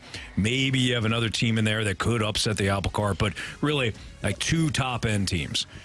And that was always the argument against expanding the playoffs. Well, why would you expand the playoffs if it's really, two top-end teams? But this year, I thought what was lacking was that standout. You looked at these games. If you watch Michigan play the first couple of weeks, you're like, they're good, but they're kind of sleepwalking. Yeah. Georgia, for sure. Georgia would walk the tightrope multiple games. But then last week, flexed their dominance. Oof. Michigan, over the last 2 or 3 weeks now, have flexed their dominance. I think that makes for a better playoff run as we, get deeper in October and certainly in November. Georgia and Michigan they've cemented, hey, we are the top two teams. Ohio State goes on the road, beats Notre Dame and South Bend 2 weeks ago. They fall behind last week to a Maryland team that I believe was undefeated going into that game, and then took care of business. Florida State, even though they've walked the tightrope a couple of times, they remain undefeated. Oklahoma wins the Red River rivalry. Penn State, I still think Washington's criminally underrated. They're 7th. I think they could be 4th. But they'll have their opportunities because they're gonna play Oregon, who's right behind them. A lot of good teams. The top 8 teams, not only are they undefeated, they all bring something different to the table. Well, USC's undefeated. They're 10th. And USC, yeah, true, good point. USC fell behind 17-0 Arizona, and because of that offensive firepower, they came all the way back. And Marsh, I know you're not a big believer in USC. I don't blame you with that defense. Mm-hmm. The defense was a question mark coming into the year. It remains the biggest question mark. But you know that they have the capability of hanging 40 on you. Any defense in the country, they can hang 40 on you. And then there's Alabama at 11, and they're still 5-1. And they're gaining momentum. They are. They're starting to play better each and every week. I wonder what kind of an impact. It didn't really have an impact last year, but I wonder what kind of an impact it has this year. The Big Ten championship. Mm-hmm. Like, if whoever wins that game, the team with one loss, are they done? Because you have so many teams now. Right. You always, well, since Ohio State and Michigan have both been good. Yeah. You've always had kind of a de facto Big Ten championship and then the actual Big Ten championship. Yeah. Because Ohio State and Michigan cannot play each other in the... Twice, you're right. Right. They can't play each other in the Big Ten championship. What I meant was that their matchup in particular. 100%. No, you're right. Because Michigan 2, Ohio State 3. Michigan's gotten them the last 2 years now. I think that it's very interesting to look at that matchup. And then can Penn State on the other side, can they kind of hang around? You have not had that team from the other side, from the West. And I'm sorry, Penn State's actually in the East too. The West has been the team, the conference has been down, or the division that's been down. Wisconsin is the best team. Wisconsin and Iowa are the 2 best teams in that West. Jeez. They got to realign that. Yeah, but I look at this as it's such an unfortunate thing for Michigan and Ohio State in particular the last couple of years because they both had good programs. But now you throw Penn State into the mix. And, like, those teams deserve the opportunity to be in the playoffs, whereas, like, Georgia, SEC, who's the closest one to them? In their division or in their conference? In this ranking. Oh, in this ranking. The next SEC team would be Alabama at 11. That's what I thought. So, like that, the ramifications of these games, of those games, aren't as big, where you're almost penalized for being really good. You're right. When you have two teams that are good. The SEC the SEC every year cannibalizes itself. You will get that, though, in the Big Ten. It just hasn't happened yet. So, for example, let's just take Michigan. Michigan will face Penn State in Happy Valley on November 11th. 2 weeks later, they'll take on Ohio State at the Big House. Ohio State, if you look at just their schedule, obviously they have Michigan at the end of the year. They have Penn State in 2 weeks. So that trio will not be a trio very soon here. That trio will not be a trio in 2 weeks. I know. Ohio State and Penn State's basically an elimination game. It's kind of unfortunate the way it works. This is why I would argue again for expanded playoffs. Expanded. Yep, I'm with you. I got no pushback on that. I don't understand. We're gonna get into this with the MLB postseason, but just to kind of give you a little preview on my thoughts on that, why would you eliminate the drama? Why would you try to? It's, to me, the argument has always been, what's the best way to crown a champion? That's not the argument for me in college football. It is, what is most entertaining? The best way to crown a national champion probably is the damn computers. That's not exciting. Nobody wants to watch computers do their thing and crown a champion. Well, we know the regular season champion is the champion. That's soccer. Oh, I thought we were talking football. Well, we are, but a different football. Gotcha. Yeah, not football. We're talking about football. Gotcha. Yeah. You're playing Premier League soccer. Yeah, they can do their thing. That one guy said, though. Well, yeah, but he didn't know what he was talking about. Love that guy, though. He's from St. Louis. All right, Gauntlet is next on 101 ESPN.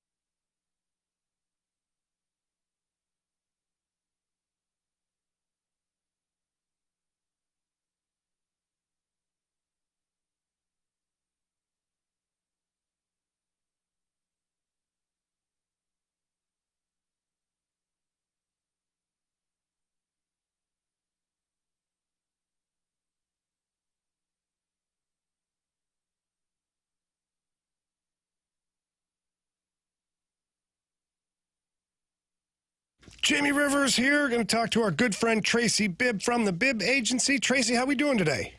We are awesome. How's it going? It's going pretty good. Winter right around the corner. Tracy, what are some of the things our listeners should be aware of?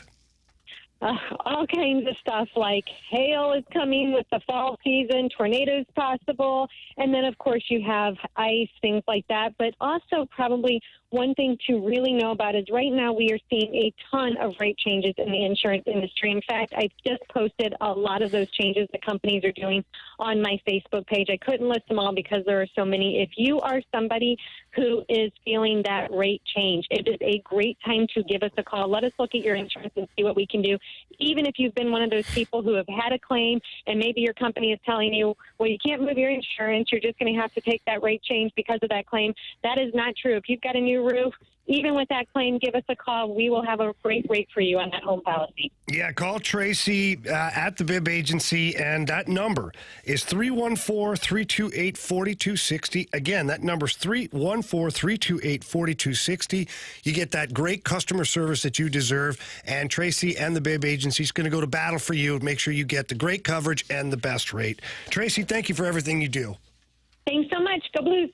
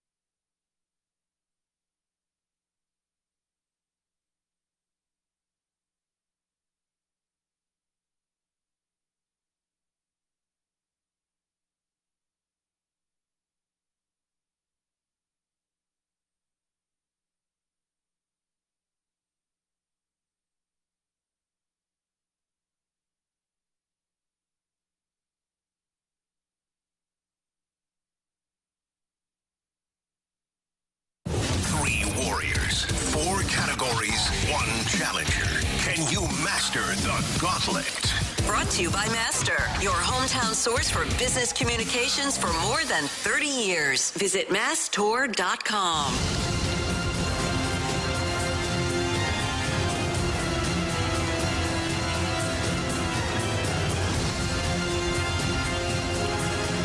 Your time check is brought to you by Clarkson Jewelers, an officially licensed Rolex jeweler, with Jamie Rivers and Andrew Marsh. I'm Anthony Stalter. Time for the Gauntlet, and we welcome in Logan. What's up, Logan?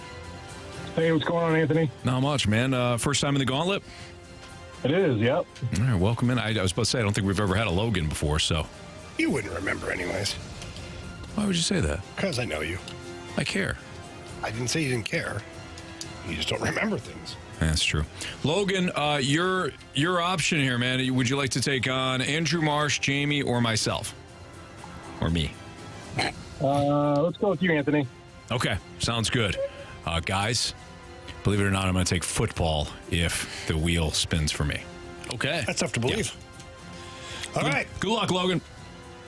Thanks, you too. All right, Anthony's going to make his way to the Cone of Silence. Again, Logan, we have an actual wheel here now. And Marshy, am I supposed to spin it?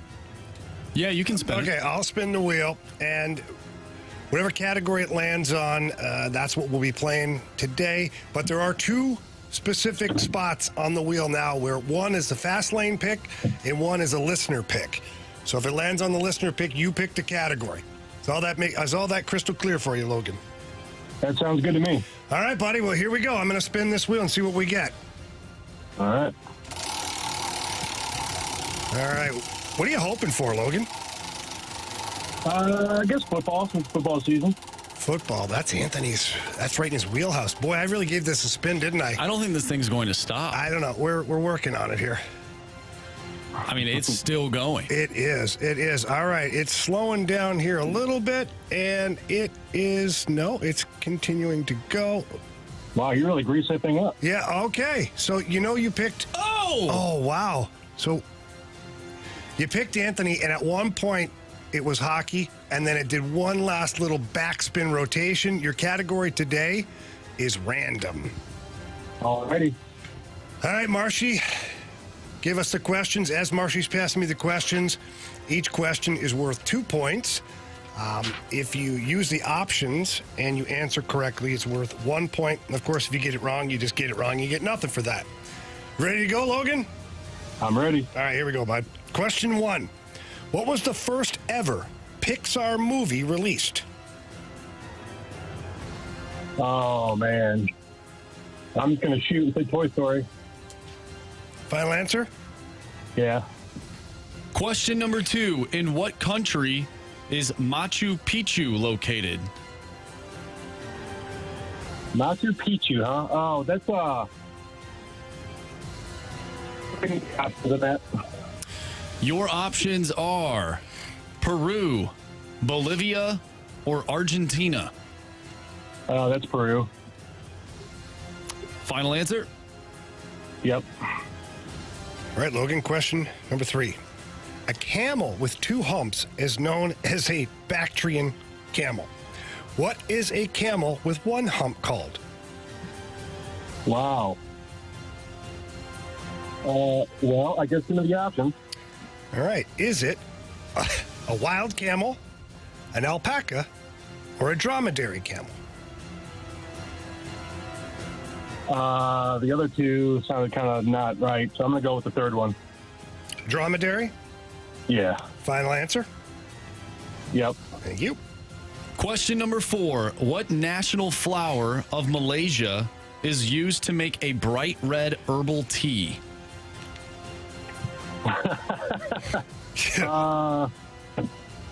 Options. Is it lotus, hibiscus, or rosella? Gotta be hibiscus. Final answer? Final answer. All right. Let's get Anthony back in here. I mean, there's quite the variety of questions on that one. Yes, it was. My goodness. How do you think you did, Logan? 50-50. We'll see how it goes. All right. Well, Anthony's back here with us. Anthony, how's the cone of silence today? Oh, great. Mike Ryder and I were having a spirited conversation about radio. Oh. Yeah. How ironic. I know, right. Yeah. That's what we do. One of the first times I think Ryder and I talked about radio. Huh. Yeah. Okay. But it was outstanding.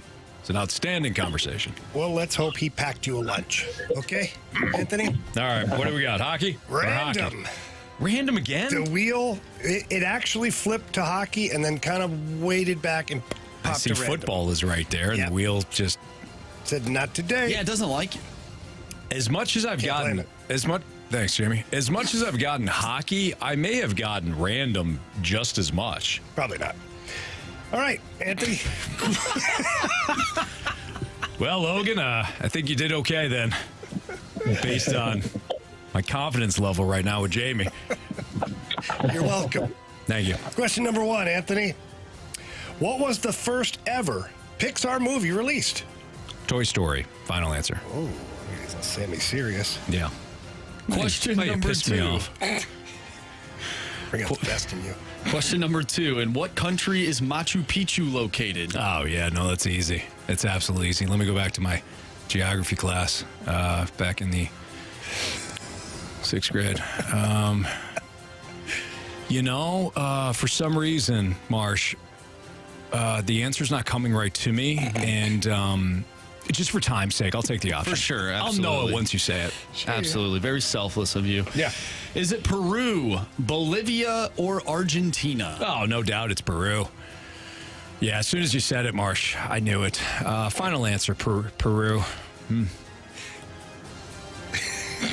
Question number 3, Anthony. A camel with 2 humps is known as a Bactrian camel. What is a camel with 1 hump called? Well, let me go back to my animalology class and think about that. You know what? For time's sake, too, let's just... can I have the options, please? Yeah, good What idea. the hell is going Such on? a nice guy. All right, is it a wild camel, an alpaca, or a dromedary camel? Wild animal, it seems made up. What was the second thing? Alpaca. An alpaca is an actual animal, if I'm correct on that. What was the third thing? Dromedary. We'll go with that. Can you say it? Dromedary. There we go. A dromedary camel. Okay. Just based on elimination. I've never heard of it. I don't know what a one-humped camel is, so that sounds good. I'll take the dromedary camel. Final answer. Okay, thank you.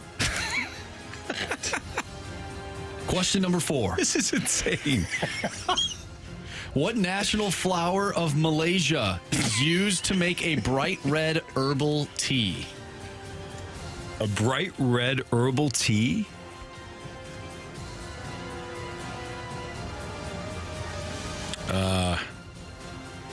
I don't know. Can I have the options, please? Options are lotus, hibiscus, or rosella. I think it's hibiscus. Hibiscus. Final answer. Kenny Pickett, final Kenny answer. Pickett. Final answer. All right. Logan, are you serious with these? He didn't do it. I know, but I'm confiding in Logan here, who also went through the same gauntlet. You trying to bond with Logan. I'm trying to bond with him. He doesn't want any part of it. Okay. Well, Anthony, we had very, very, very similar answers. So. Oh, okay. Interesting. All right. Great minds. So we either bombed this thing or we nailed it. Can we find out? Nope. All right, let's go over this. Well, you're on one today. A little bit, yeah. A little bit. You see, I'm hungry. Okay? That's true. You got those Reese's. To lay into my peanut butter cups. You dropped the whole package on the ground. On the ground. Yeah, and I'm a little bit bitter. Okay, am I projecting? Yeah, a little bit. Here we go. Let's go over this. Question number 1: what was the first ever Pixar movie released? Logan, you said Toy Story. Anthony, you said Toy Story. The answer is it is Toy Story, but. Neither of you needed the options. Nice job, Logan. 2-2 after 1. Let's go to question 2. In what country is Machu Picchu located? And it's not in the Pokemon game. Logan, you said Peru. Anthony, of course, once you heard it, you knew it was Peru. No doubt, yeah. Answer is... Anthony's always right. It's Peru. Nice. Anthony needed the options. No. So did Logan. Oh, right. 3-3 after 2. That was a roller coaster you had me you on look like there. a Braves fan right now. Yeah. Camel with 2 humps, lovely lady lumps, is known as a Bactrian camel. What is a camel with 1 hump called? Logan, you said dromedary. Anthony, you said, you sound crazy. I don't know. I'll go with that one, dromedary one. Yeah. Answer is... it is dromedary camel. That I actually felt okay with based on the options. Logan also used the options. I was about to say, Logan, if you didn't, man, come on. Here it is, guys. Question number 4.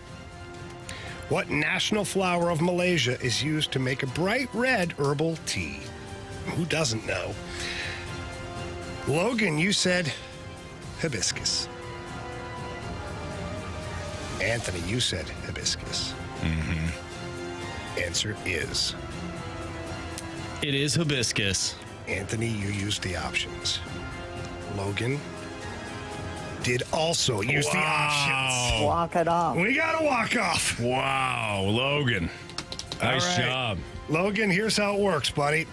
We are going to read off the question. Do not answer right away. Anthony's going to write down his answer. Once Anthony provides us with the answer, Logan, we're going to come to you for a quick answer, and we'll get a winner here in the Gauntlet today. Is that all good for you? Yep. Okay. Yep. Okay, here we go. Anthony, Logan, tiebreaker question. In what year did the United States enter World War I? World War I. It's before 2.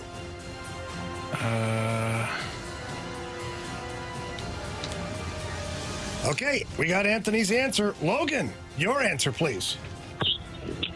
What year did 1920.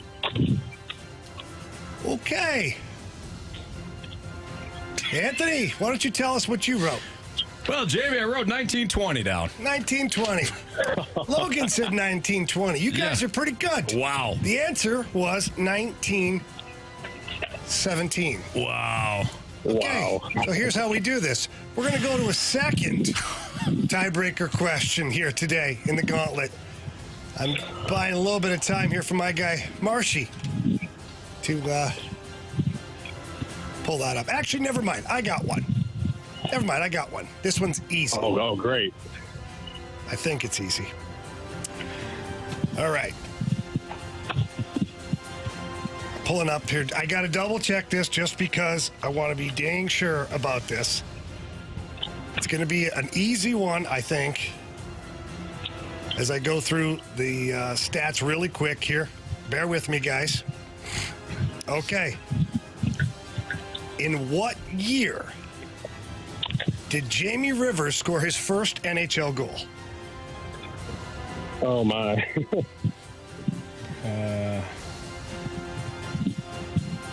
Okay, Anthony's got his answer. Logan, your answer, please. 1994. All right, we have a winner today in the Gauntlet. The answer is 1995. Oh! Logan. You have chosen poorly. You lose.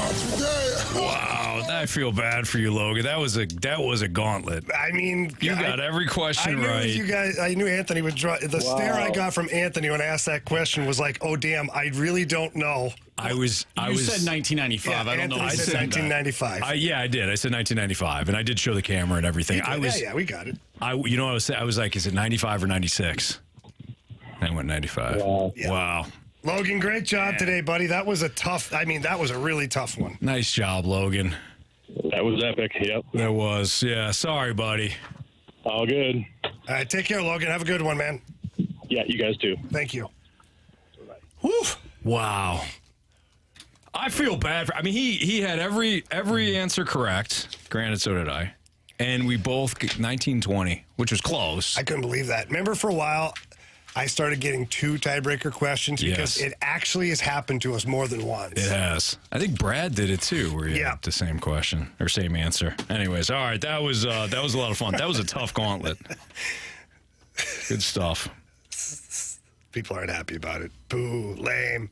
Oh, for your answer, for your question? Let me ask my coworker something about myself. I thought it was funny.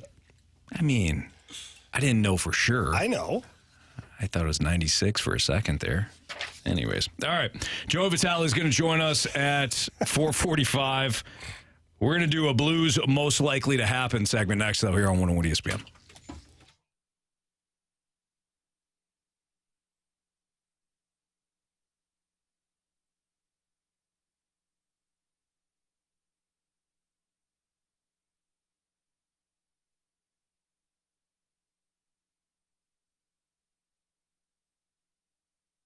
NFL football gives us all kinds of action, but none better than when FanDuel Sportsbook is there and you're using the app and you're doing all sorts of fun stuff on the app. What if you don't have the app? Well, guess what? New customers right now, sign up and you get $200 in bonus bets. That's guaranteed.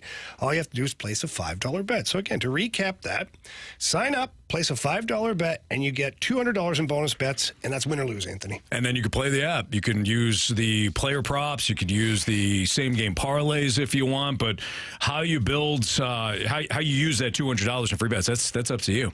And they've got all the NFL action, point spreads, over-unders. They've got the first half bets, second half bets, live betting. You can play it all at FanDuel. The app, it's easy to use. It's great. They've got it's safe and secure. And when you win, you're going to get paid instantly from FanDuel. So it's great. So visit FanDuel.com/fast. Again, FanDuel.com/fast. And join the best when it comes to betting on the NFL. FanDuel, the official partner of the NFL. 21 and over in President, Illinois. First online real money wager only. $10 first deposit required. Bonus issue is non-withdrawable bonus bets that expire 7 days after receipt. Restrictions apply. See terms at sportsbook.fanduel.com. Gambling problem? Call 1-800-GAMBLER.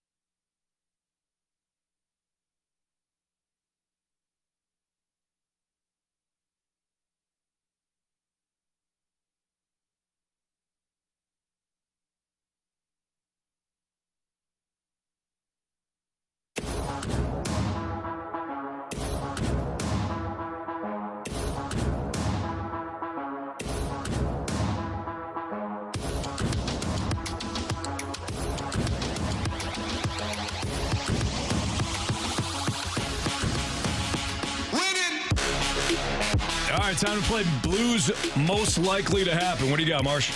All right, gentlemen, let's start off with this one. Most likely to happen, Jordan Kyrou gets 50 goals this season, or the Blues have 10 or more 20-goal scorers. How many? 10 or more? 10 or more. 10 or more. 10 or more goal. 10 or more. 10 players with 20 or more? With 20 or more goals. Yeah. Okay. So getting 10 players to score 20 goals on a roster, that's a lot. So I'd say it's more likely that Jordan Kyrou scores 50 goals than the Blues have 10 20-goal scorers. I'm looking at this now here. So go back a couple of years ago, I think the Blues had like 8, and that was like astronomical. Last year, Kyrou, Buchnevich, Shen, Saad with 19, Thomas with 18. So even if we include that. Go back 2 years ago. 5. Feeling crazy. All right. That's let's when see Barbie here. had 26. Go ahead. Sorry, give me a look. Vladimir Tarasenko, Buchnevich, Kyrou, Perron, Barbashev, Shen, Saad, O'Reilly, Robert Thomas. That's 9. Falk had 16, so 9 over 20. Yeah, I'm with Jamie on this one. Kyrou scores 50. Okay. If those are our options. I hope he does. I hope both things happen. What would be better? In my opinion, it's better if you have 10 20-goal scores. I would think so. Because then all your eggs aren't in one basket. Yeah. It's good to put your eggs all over the place. It's way better to have a lot of eggs. Yeah. Instead of just one. It's a lot harder when it's just that one egg. Very true. All right, guys. Most likely to happen, the Blues are a 90-plus point team this season, or the Blues have a top 10 power play. Ooh. I'd like to feel like they'd go hand in hand, but honestly. True. That's a good point. Yeah, more likely to happen. 90. Well, let's go with a 90-point team. It's not that I don't think their power play be the top 10. It's just that it was bottom of the NHL last year. Well, okay, so let's look at it this way. The Islanders were a playoff team last year with 93 points. The Panthers were a playoff team with 92 points. Jets, 95. And I'm reading off the lowest seed. Kraken were a 100-point team. But if we think that the Blues are going to be a playoff team this year, and I do, can you sniff that 92, 93-point range?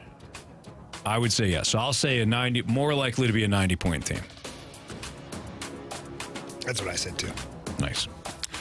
Most likely to happen, Jordan Binnington starts 50-plus games, or Scott Perunovich plays in 40-plus games. Binnington, 50-plus. That's a log jam. What, 40-plus? Plays in 40-plus games. Wow.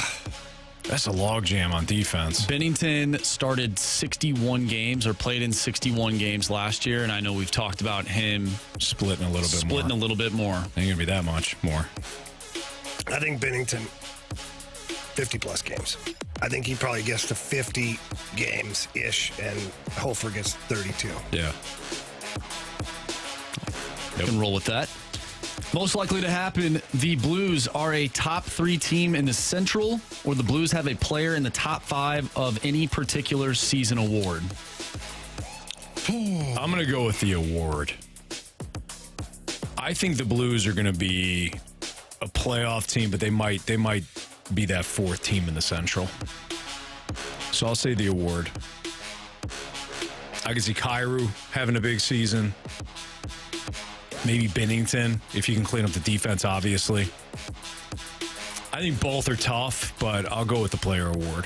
The best chance the Blues have at an individual award would be Jordan Binnington at a Vezina trophy, but that would mean the team played really right. well. You wouldn't be a fourth, but you would be a fourth place team. I think the Blues have a better chance of being a top 3 team in the Central Division.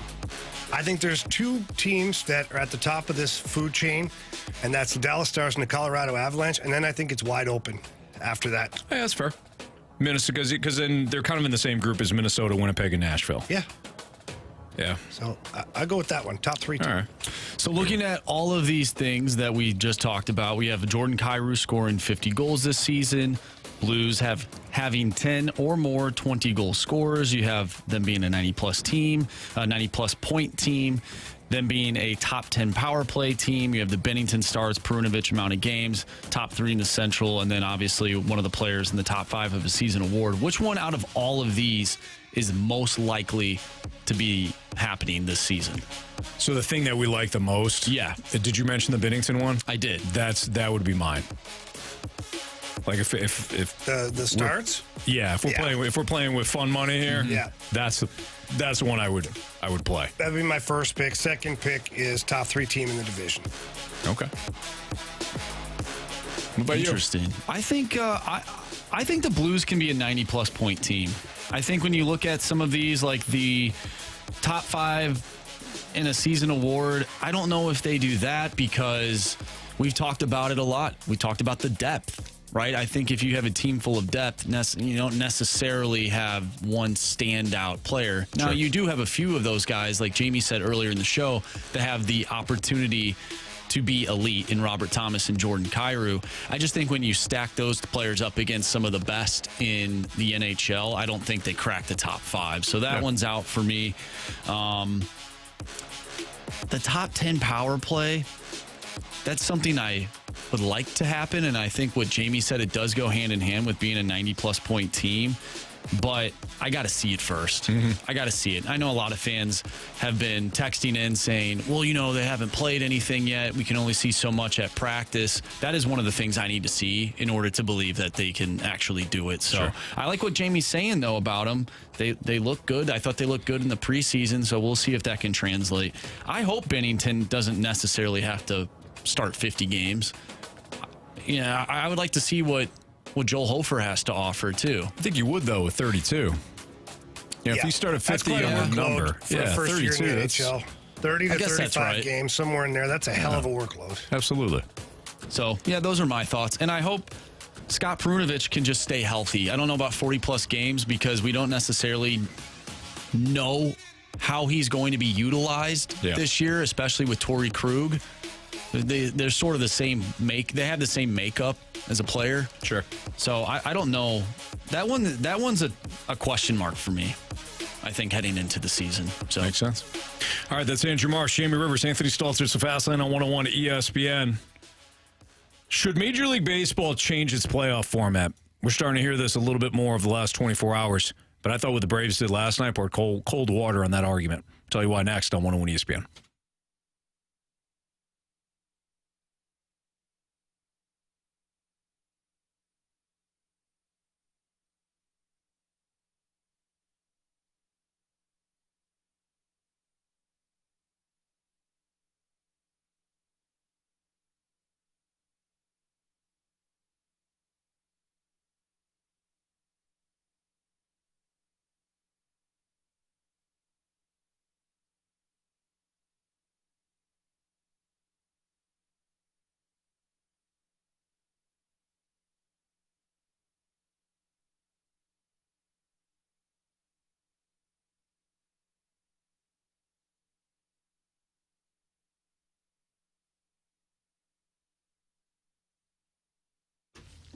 Jamie, tough market right now, or is it? That's a question we get a lot. And when people are asking, they're often asking because they want to know from our guy Stewie. Well, Stewie's on the line right now. Stewie, is it the right time to purchase a house? Anthony, people walking around, they're saying rates are 7.5%, 8% or higher. The payment's high for me. I'm just going to sit around and wait. When the rates come down, I'm going to go ahead and grab it then. This is a big, big mistake. If you wait until the rates drop, you're going to be competing against 50 other people for a house. Right now, the market's slowing down a little bit. You can get the right price for the right house and not worry about competitive offers. Get pre-approved, close quick, and as quick as 10 days. Don't give anybody else the opportunity to pull that house from under your feet. And you can do it with the bagel loan with no closing costs. So you can do things right now, get the opportunity. A year from now, you're going to look back and say, wow, we really did it right. We got the house we wanted now. Everybody else is scrambling. They can't get their home. What a great decision we made. All you got to do is pick up the phone and call our guy Stewie. He's going to help you out as much as he possibly can. He wants you to get to that closing table. He wants you to have the house of your dreams. So call him or text him on his personal cell phone number. That number is 314-324-4440. Again, that number is 314-324-4440. If you can't remember that number, what else can you do, Anthony? Well, you heard Stewie mention the bag alone, right? Just Google the bag alone. You get it there. Stewie, thank you. Have a good one, guys. NMLS number 226715.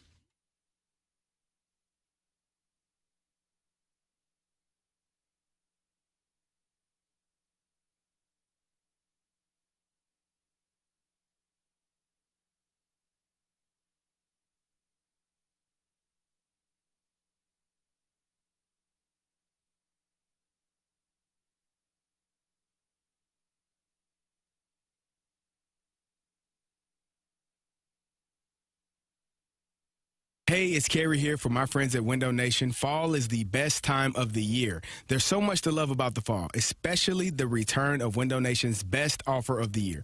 Get 2 windows free with every 2 you buy, plus put no money down, make no payments, and pay no interest for 2 years. If your old windows are hard to open and close or drafty and leaky, well, now is the time to call Window Nation. Take care of it now before the cold weather arrives. You'll be loving the new look and feel of your home, plus up to 30% off of your energy bills.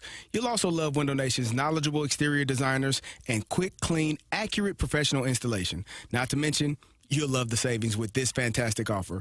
Put no money down, make no payments, and pay no interest for 2 full years.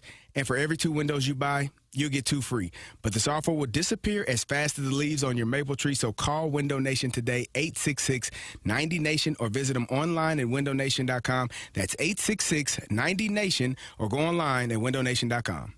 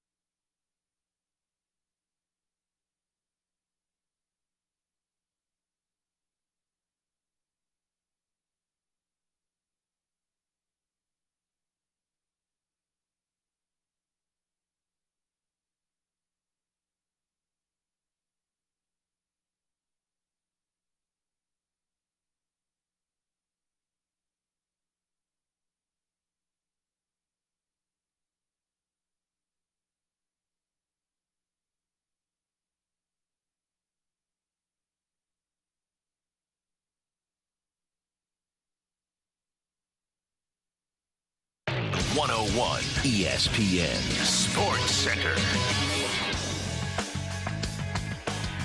I'm Andrew Marsh. It's time for a Sports Center update, driven by Johnny Londoff Chevrolet and Johnny Londoff Autoplex.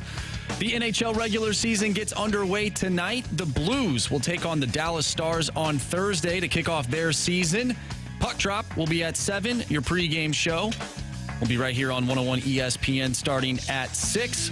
We're going to talk about the upcoming year with Joe Vitale here in about 15 minutes, 10 to 15 minutes, so stay tuned for that. Once again, Blues Stars on Thursday. Pregame starts at 6. Puck Drop is at 7. Last night, the Atlanta Braves came roaring back and defeated the Philadelphia Phillies 5-4 in game number 2 of the NLDS. We're going to get into Major League Baseball's playoff format and if it should be changed. That's coming your way next, right here in the Fast Lane. I'm Andrew Marsh, and the Sports Center update is driven by Johnny Londoff. Find new roads and shop 24/7 at londoff.com and londoffautoplex.com. Are you kidding me?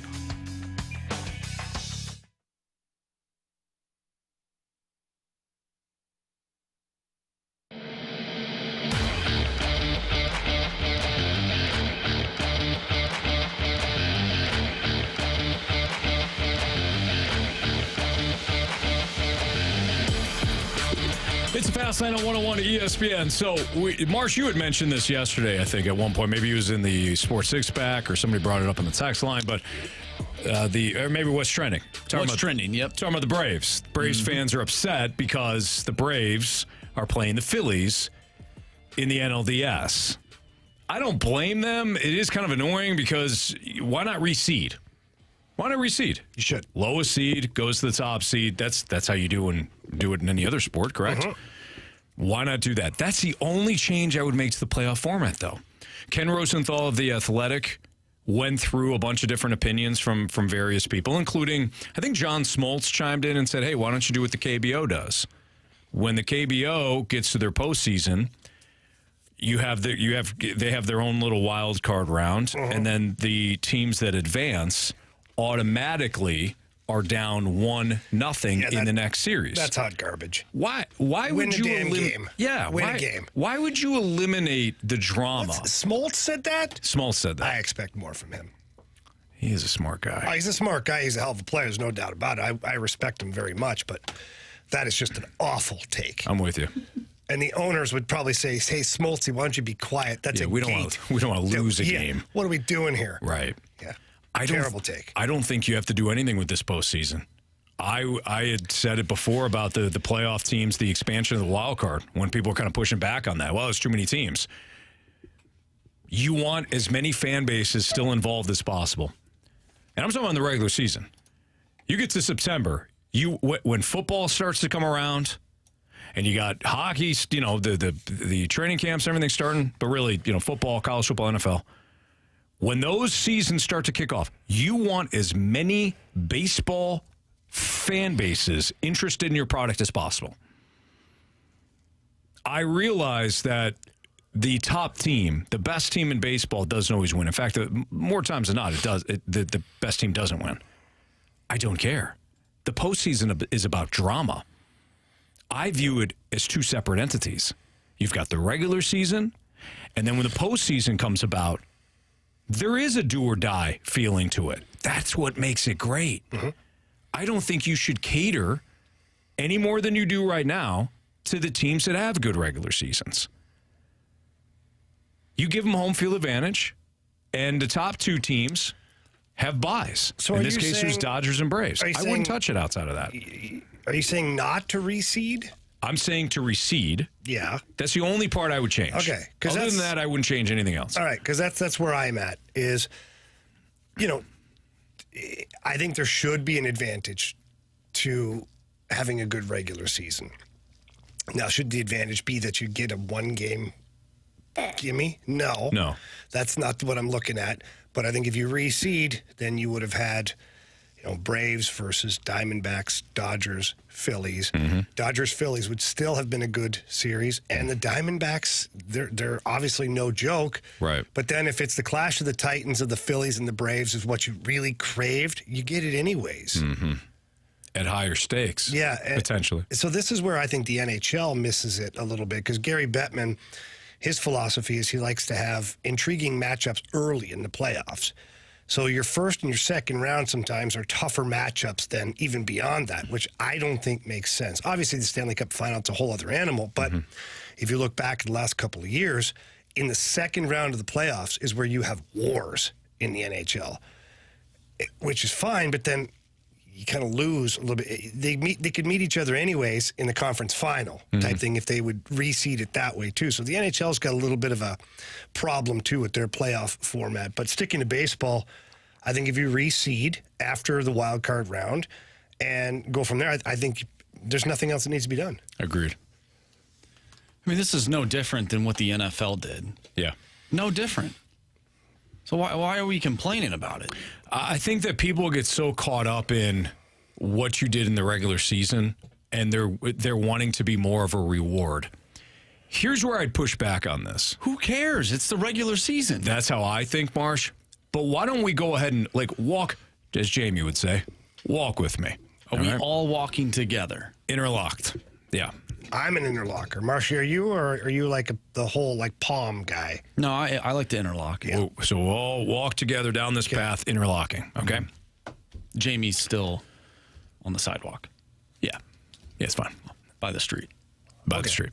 The closest, protecting you guys. Yeah. So speaking of protection, not that Tell protection. us about it, Anthony. I couldn't, even if I tried. When it comes to protecting the top seed in in baseball. So let's just say the Braves in this case.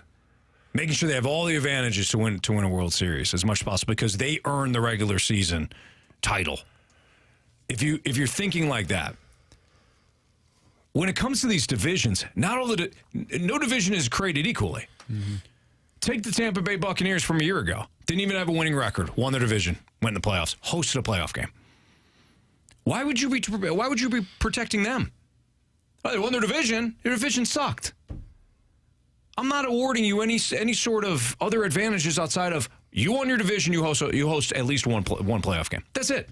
That's all you're guaranteed. If you want more than that, be the top seed in your league or your conference, depending on what sport it is. After that, that's it. Then it's the postseason. Stop crying. As Jamie said earlier, win games. With baseball, though, now they have I wouldn't say it's an equal schedule, but it's more balanced. It's more balanced. Mm-hmm. The Braves, in my opinion, were in the best division in the National League, at least. Yes. But I mean, just win in October. That's the name of the game. Exactly. That is when you find out if your regular season team is actually good enough in the most important part of the season, in the under pressure moments, the most important moments of the entire year. Is your team good enough to handle that? Mm-hmm. If so, you can win a championship. And everybody's going to remember you. Nobody's going to remember the regular season champion.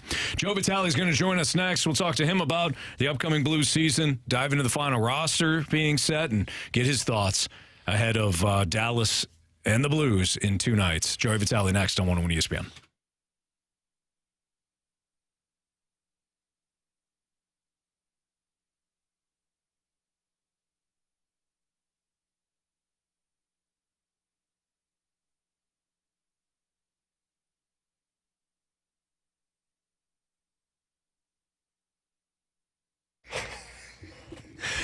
Are you in the market for after-market windows right now? Well, you head over to Window World. They've got you covered. They are the preferred window of your St. Louis Blues. What's so special about Window World windows? Well, they make a double-strength glass that gives it a strength that is not commonly found in replacement windows. I can tell you this. I went in the back of the warehouse, and the owner, John Gillette, put a window on the ground and told me to bounce up and down on the window. I thought he was crazy, but the window did not break. It's one great product they've got over there at Window World. And what that means, too, is not only is it a durable product, but it's an efficient product. So it keeps that cold air out and the hot air out, depending on what time of year it is, keeps money in your wallet.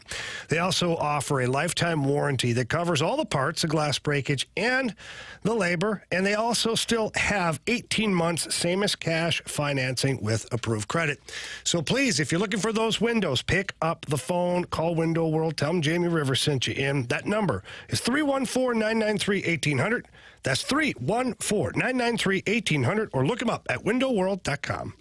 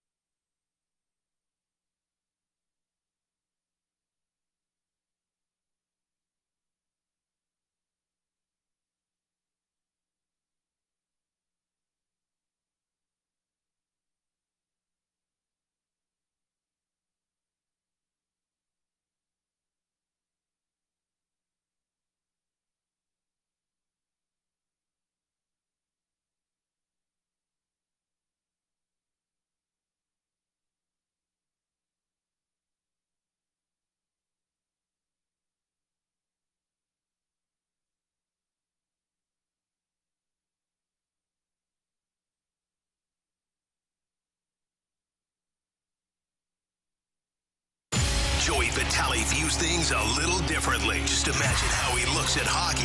Whoa. This is The View from Vitale, brought to you by Scott Lee Heating Company, a proud Mitsubishi Electric Elite contractor.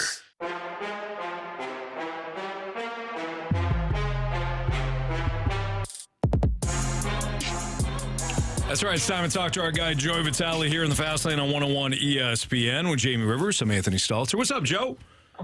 Hey, boys, what's going on? We got Blues Stars hockey regular season in 2 days. That's what's going on, baby. Can't wait. Oh, man, this preseason really did me in this year. More so than all the other years. I don't know what it was, but it was long. It was a bit more exhausting than the past. Maybe the non-playoffs. You're chomping at the bit. I think that's what it was. It was a long off season there, and I think I talked to some of the players about this last week in Dallas. There is this thing where they're talking about, I'm sure you guys have probably covered it, but they're going maybe 84 games next year and just squashing that last week of preseason. So essentially that last week of preseason might turn into the first week of the regular season and then jump up to 84 games, and I really hope those rumors are true. Joey, this is the first time we've had an opportunity to talk to you since the roster was essentially finalized. Anything stand out to you there? Well, I think Tyler Tucker, of course, is one of the big standouts, without a doubt. You know, the way he came into camp, I think he just did so many great things last year that kind of set up a great camp for him. You know, and then he had a great offseason. He looks bigger, looks stronger. I think he really kind of soaked up that rest and recovery. So to me, that is number one. I think the second, the biggest one was I was unsure to see what Oscar Sundqvist's health would really look like.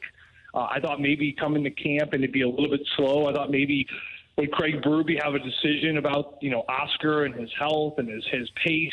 But to me, he looks about as good as he looked going back to the 18-19 season when they won the Stanley Cup. He finally had a summer of full rest, full recovery. He had those double hips and knee procedures done the summer heading into the 21 season, and then that's where he really slowed down. Of course, that was also the year that they dealt him to Detroit. Detroit then moved him to Minnesota the following year, and then right after last season, he finally had a summer to himself. So that was really great and encouraging to see Oscar Sundqvist as well. Joey, any surprise with Mackenzie McEachern and Nathan Walker being on the waiver list headed down to Springfield? I don't think so, Jamie. I mean, I know you watched some of the games as well.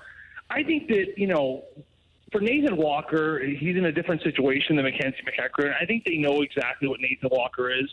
I think that he's had a really great career for himself, especially for a guy that is that small. It's very hard for a player like that to have a long career in the National Hockey League. There are the exceptions. Theo Fleury, you look recently at Nathan Gerbe.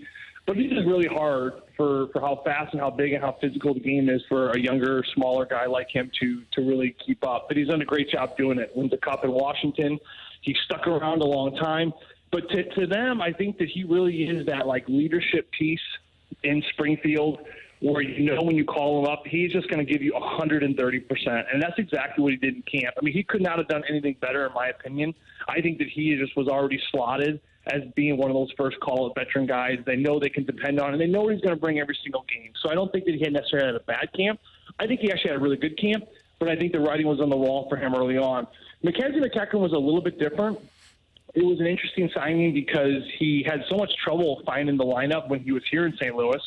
I think he found some good success with Carolina in that little playoff stretch they went on last year. So a lot more attention was drawn to Mackenzie McEachern.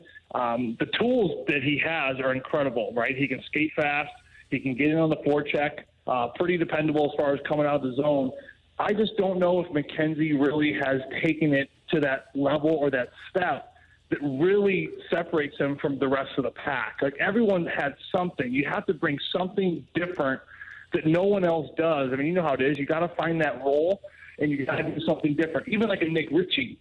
He struggled with the pace at times.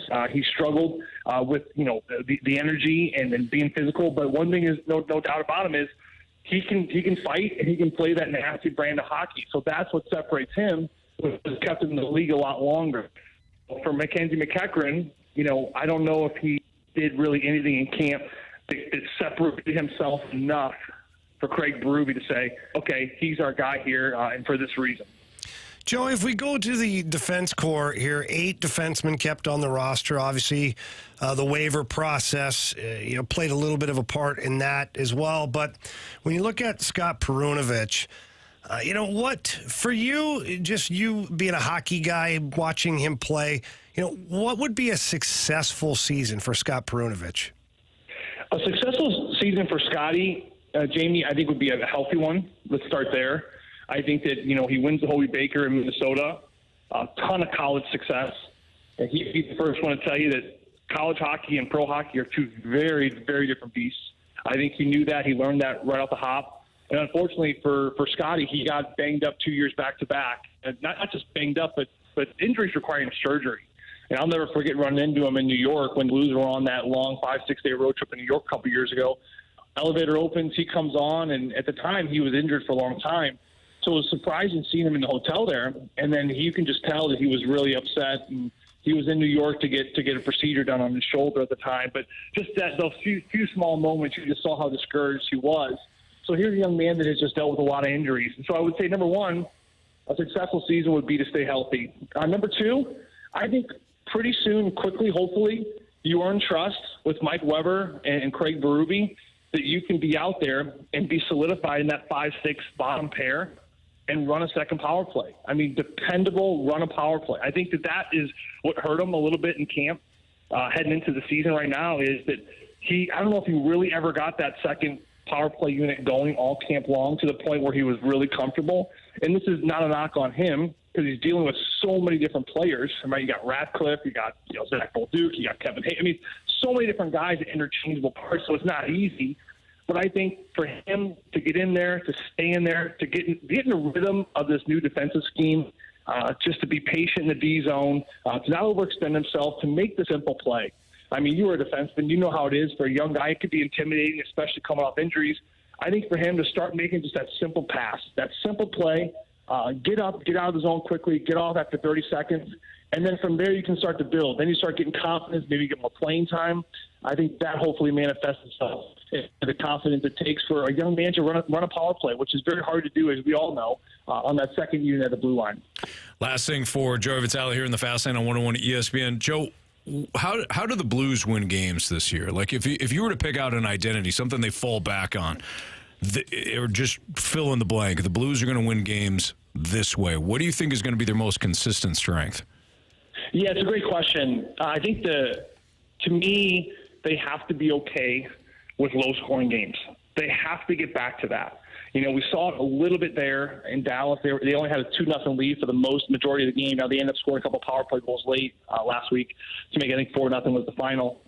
But up to that point, Dallas had nothing. And again, everything comes with a caveat. I get it. It was not Dallas's roster, but there were still players on the ice, and Dallas really just did not have a sniff. And that was the Blues' full roster, if you remember right. That was about as close to the full roster as we're going to see here on Thursday night in Dallas. So to me, I love the way they got the lead early, and they were just okay with it being 1-0 for a very long time. And then they made it 2, and they were still okay with it. I think they got here because, quite frankly, they needed to just outscore the other team, which I know sounds pretty obvious in the sport of hockey. You have to outscore your opponent to win. But what I mean by that is it was almost punch for punch. They'd allow 2, and then they said, okay, we got to get up on the rush. We got to activate our D. We got to score 2 more. And then they would score 2 more.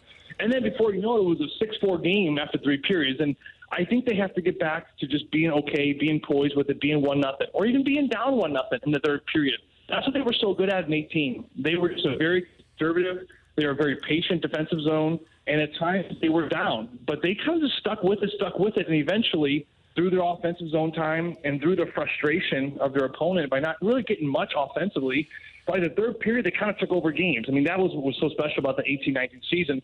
They just rope-a-dope teams in for 2 periods, and by the third, they just kind of came out, kept playing the same way. The other team got away from their game plan, and they took advantage. So I think that with this new defensive scheme, which is much more patient, much more poised, sit back, protect the middle. You have to be okay with other teams being in your zone for a while. You have to block shots. And when you do that, I think the frustration will manifest itself into a point where then St. Louis can take advantage. And it may only be 1. It may only be 2 goals you get in that game, but you got to be okay with those low-scoring games. And most importantly, you got to be okay with defending first. Joey, great stuff. Looking forward to listening to you on the call in a couple of days, man. We got regular season hockey coming up here on Thursday. So looking forward to the season. Thanks, Joey. Hey, sounds good, boys. You guys have a great weekend. You too. Joe Vitale here in the Fast Lane on 101 ESPN. He'll be alongside Chris Gerber right here on your home of the Blues, 101 ESPN. We have What's Trending coming up next in the Fast Lane.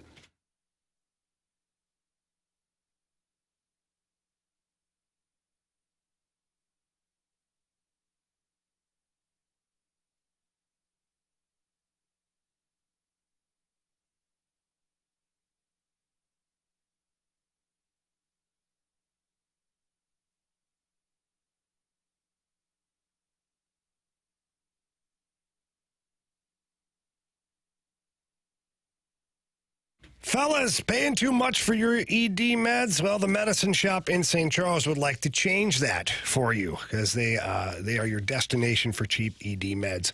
They've got a generic called Sildenafil for less than $2 a pill. It's been advertised other places, but I have yet to see it for $2 a pill. Prescription is required, of course. And crazy world we live in. We're busy sometimes. Sometimes we can't get to the pharmacy, pick up our necessary medicines on a weekly or monthly basis. Well, the medicine shop has free discreet shipping and delivery to your home or your workplace. It's a fantastic program. I use it, and specifically during the hockey season, it is worth every bit of it. And if you do have to get into the pharmacy, don't worry about it. The medicine shop in St. Charles has you covered. Big, full pharmacy over there. Unbelievable staff that want to help you. They're going to answer all your questions and suggest things for you if you have any problems with whether it's cold and flu or allergies or maybe you got a bad ankle. Whatever it is, they've got you covered over there at the medicine shop in St. Charles. So please stop by. Tell them Jamie Rivers sent you in. But if you can't get there in person, get there online. Visit them at stcharles.pharmacy. That's stcharles.pharmacy.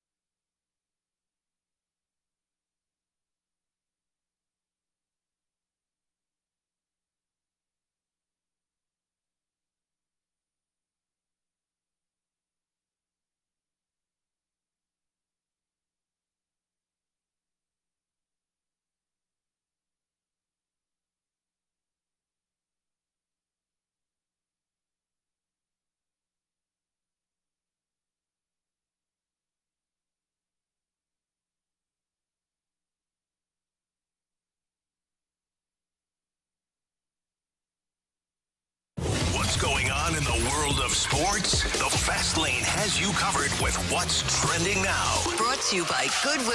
Donate to Goodwill and get a Lion's Choice sandwich coupon.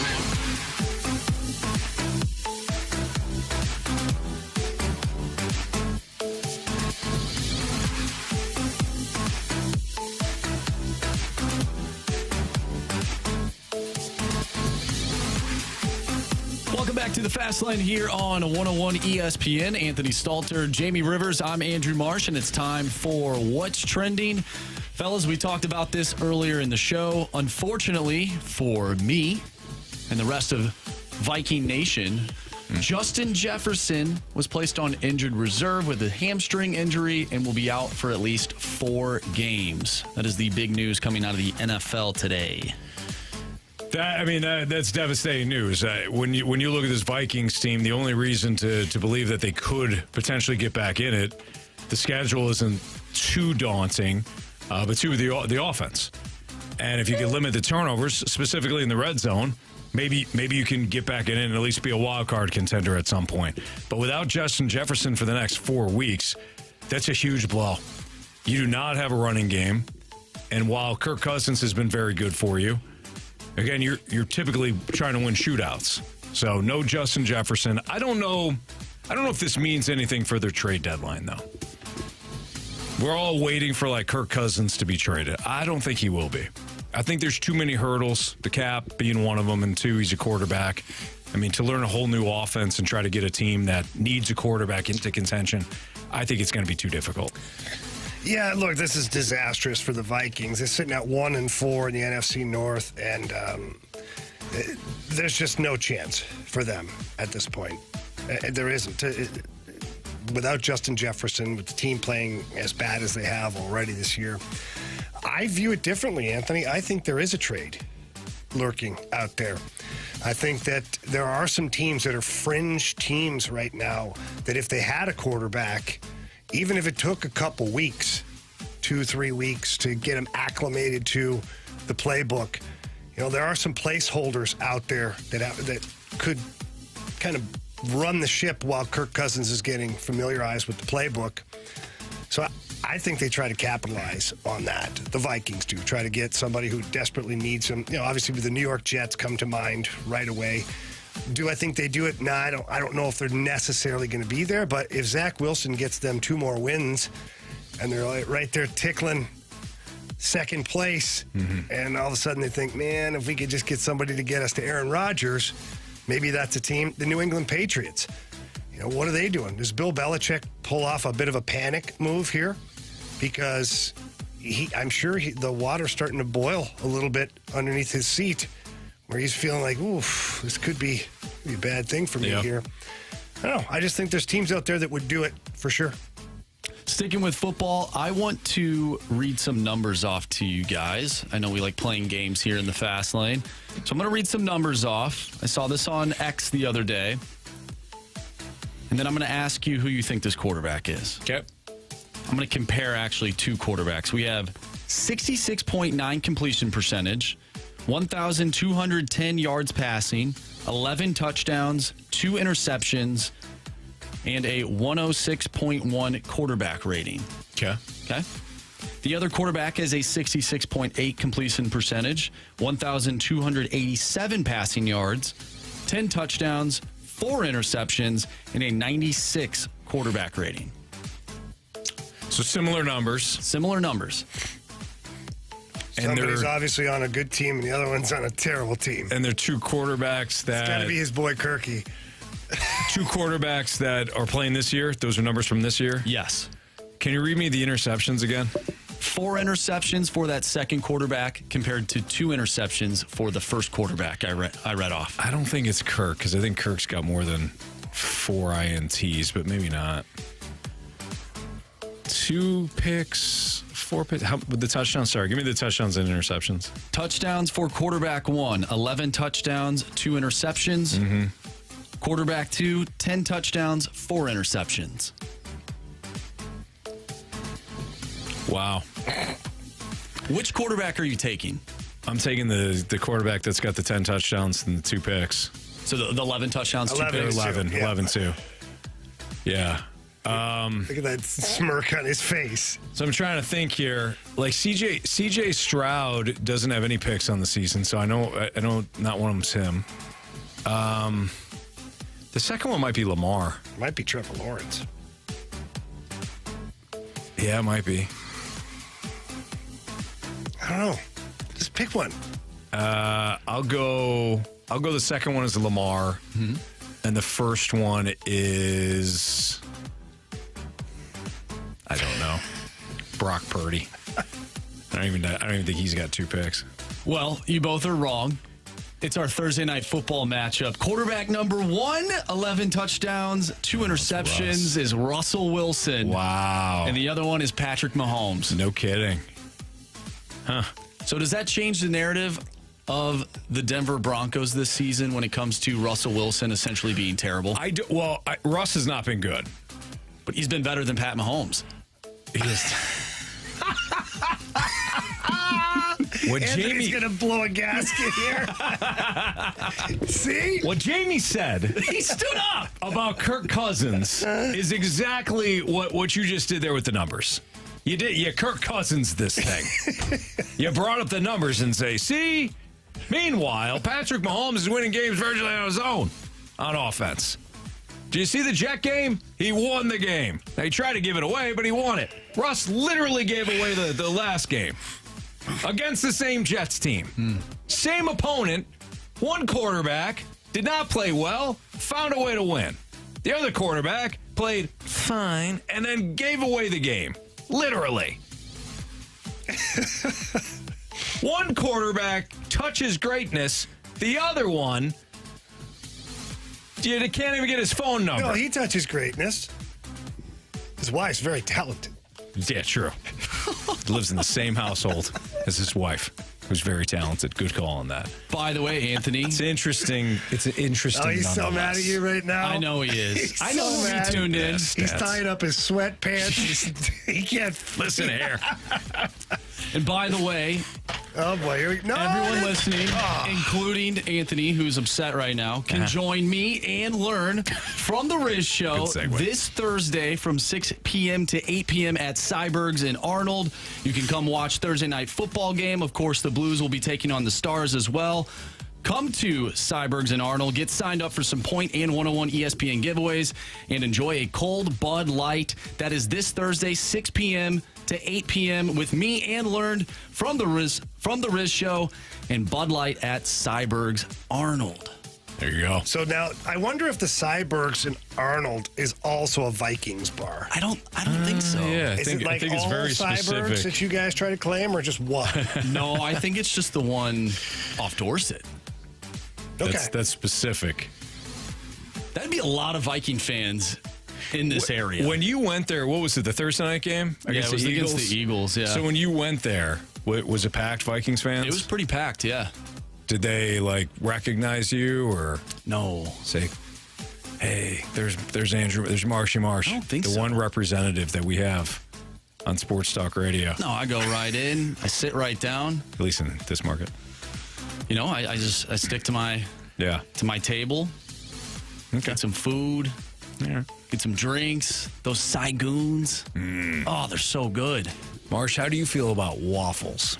Oh, wow. It's right next door. It is right next door. Do you ever look over there? When you came out that night, when you came out of Cyber's that night, did you look over? Yeah, I looked over and Waffle House was like, "Hello, darkness, my old friend." It was like, "Hey, psst, come to us." Andrew Marsh. See you soon. All right, it's the Fast Lane on 101 ESPN with Andrew Marsh and Jamie Rivers. I'm Anthony Stalter. We got NFL stock market, buy, sell, or hold. You doing coaches this time, Marsh? Yeah, we're doing coaches This should be and play interesting. callers. Oh, So this I should guess be interesting. Head coaches and play Head callers. coaches, play callers. That's next on 101 ESPN.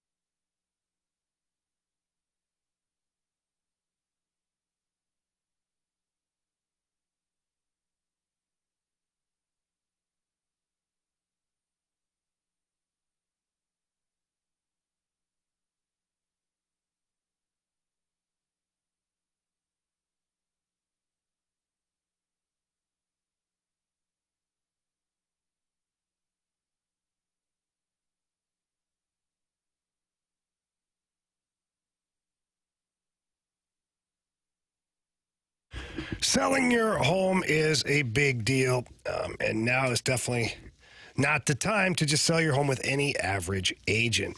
You want one who sells houses all the time. It has lots of people that are interested in your listing, and that's why you go with the best. And the best is Gloria Liu with Your Home Sold Guaranteed Realty. And like I said before, she has the buyers. She's got a database with thousands of buyers, and that generates more traffic to your listing, creates a higher demand for your listing, hopefully multiple offers. At the end of all of it, maybe and hopefully more money for you.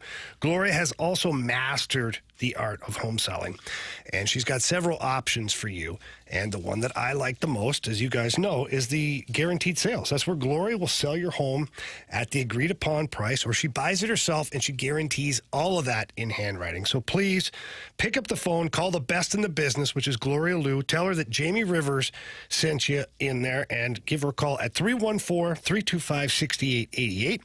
That's 314-325-6888, or visit GloriaHasTheBuyers.com. Conditions do apply. Gloria and the seller must agree upon the price and possession date.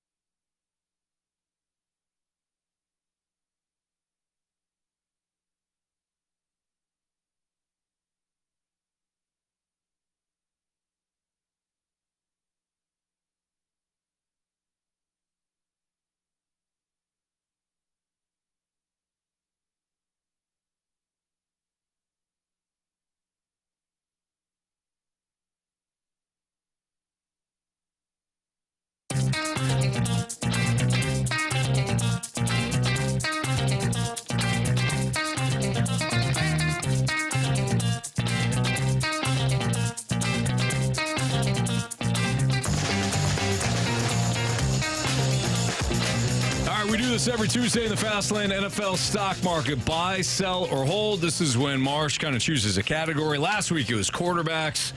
Jamie and I say buy, sell, or hold, and Marsh participates as well. But today you're doing coaches / play callers. Yes. Oh, boy. This should be interesting. We have not seen this list. This is new. It's fresh. It's fresh. Exciting. I love it.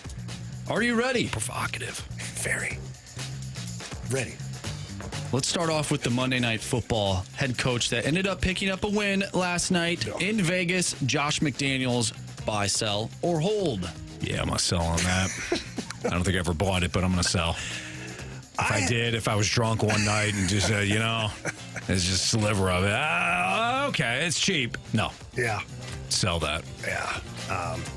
I had a lot of hope for Josh McDaniel. Yeah. I thought, man, this guy's done some really good stuff with the Patriots. And, yeah. Hell of a play caller. With the Patriots. Yeah. He hasn't really done anything away from the Patriots. No. And or Tom Brady. Correct. I have no faith at all. I'm selling. What'd you call the game last night, Jamie? A battle of which team trying not to win? Battle of two teams that didn't want to win. Yep. That's accurate. Yeah, I'm going to sell too. In fact, there's a lot of coaches on here that we might be selling. Wow. So, shall we move on? A tease. That's what they call a tease in the business. Yes. This one will be, I think, difficult for Jamie. Buy, sell, or hold Bill Belichick. Oh, my goodness. Okay, so I'm not buying because I just feel like that would be hypocritical. I'm not selling because it's Bill Belichick. I'm just not. I'm not at that point, but I am holding for now. I want to see how Bill tries to turn this season around, what he's able to accomplish with this season, and what direction he takes this team in moving into next season. So, to me, he's more than earned the right to have some more runway here before you fire a guy like Bill Belichick. So I'm holding. I'm holding too. You can't buy it because it's bad. I mean, that roster isn't good enough, and he built it. He built that roster. There's no team speed on either side of the ball. Is that coaching? That's him as the GM. I know. That's fire Bill the GM, keep the coach. and how do you do that, right? Because he's built Super Bowl championships before. I know with Tom Brady, but I'm going to hold too because here's the way I look at it. I was thinking about this last night when it came to Belichick, and I was listening to some people say, you just got to move on now. If I'm Robert Kraft and I'm looking at it objectively, do I want to give Bill Belichick another opportunity to fix this thing? Or do I want to go through the coaching ranks and try to let somebody else fix it? Like, the man that has brought me more Super Bowls than anyone is Tom Brady. Belichick was also in the building, though. So, he had to have a hand in that as well. But if I'm Anthony, Kraft, I think you said it best the other day. You said that there are certain Super Bowls that Bill won for Tom. Yes. And there are other ones that Tom won for Bill. Absolutely. The early ones were Bill. The later ones, I think, were more Tom. Okay.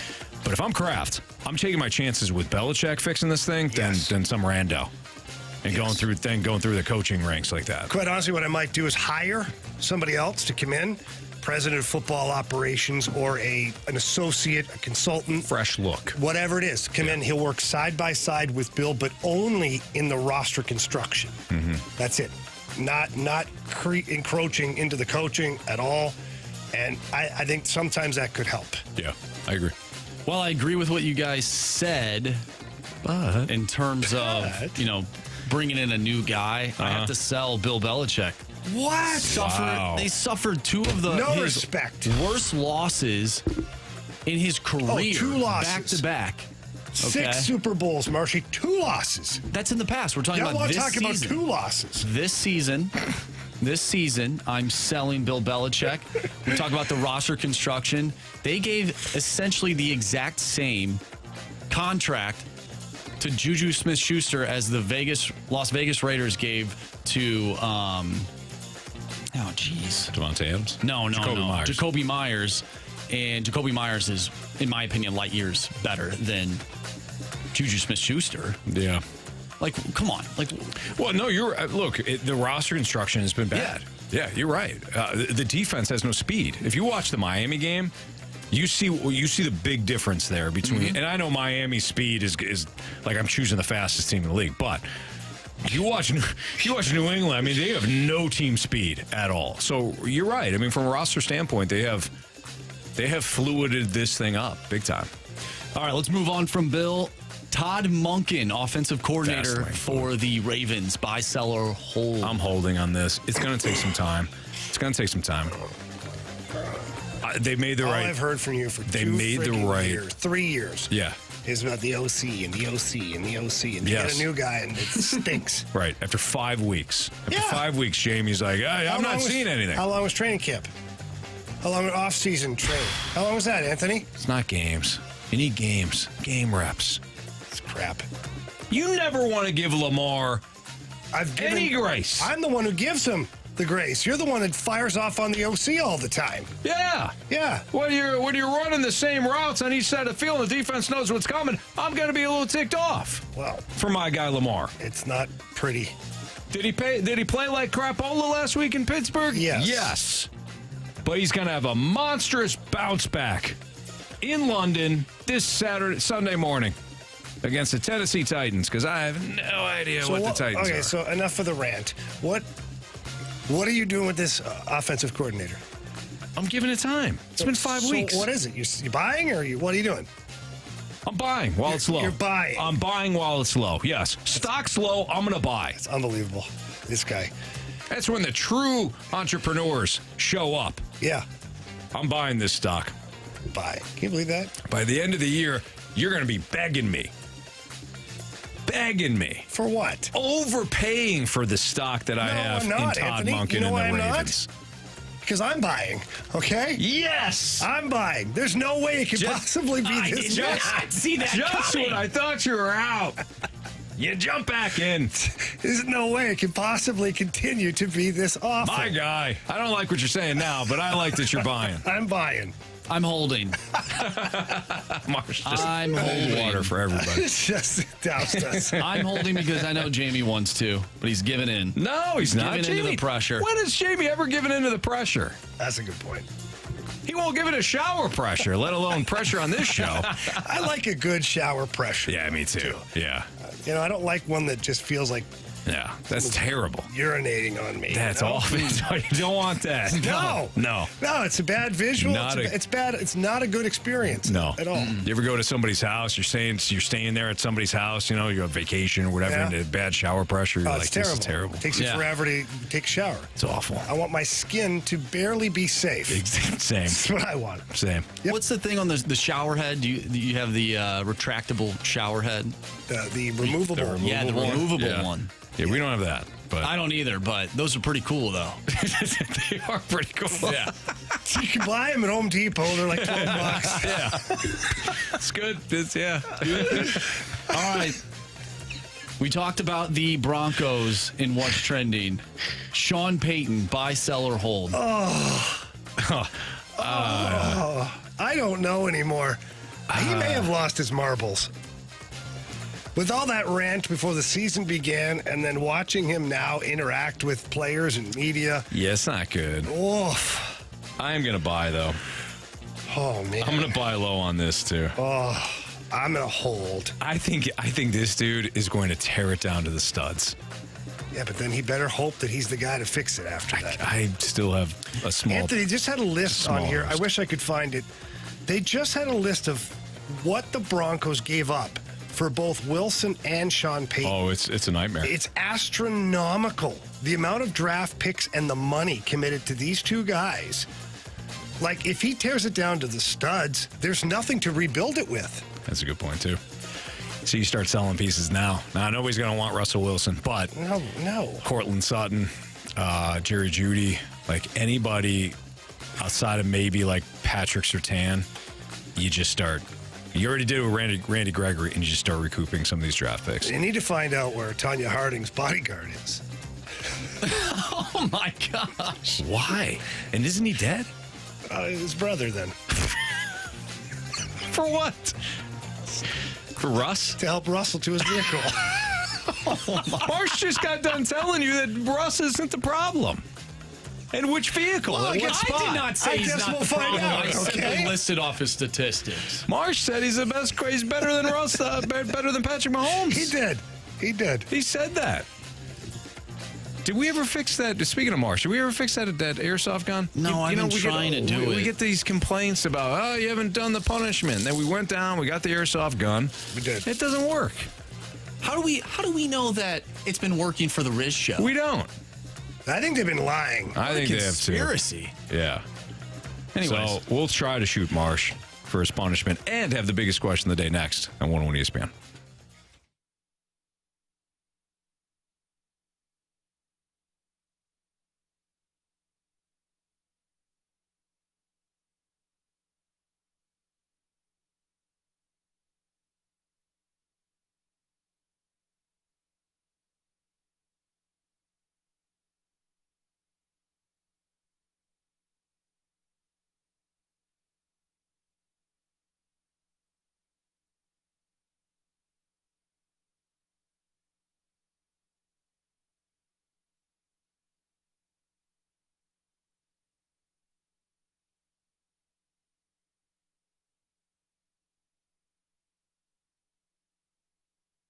If you're looking to remodel something around your home, maybe your kitchen or your bathroom, but maybe you don't know who to turn to, well, give my friends over at E&B Granite a call. for a no-obligation consultant. They are the best in the business. I tell you what, they give you exceptional customer service, and the products are incredible. I know this because I redid my kitchen not too long ago, and E&B Granite was there with me every step of the way. Went down to their showroom at 6135 Manchester Avenue, and the sales representative helped me through the entire process. I wasn't sure what kind of countertop I wanted, what color, what design, all of that stuff. And they were great. They walked me through it, walked me through the back of the warehouse, and showed me all the different countertop selections, which included granite, quartz, marble, and soapstone. We settled on quartz. It's beautiful, and they installed it, and the backsplash. Everything was done professionally, and I couldn't be happier, and that's why I'm sending all of you to E&B Granite. Tell them Jamie Rivers sent you in. You can give them a call, too, at 314-645-9300. That's 314-645-9300, or you can visit them at enbgranite.com.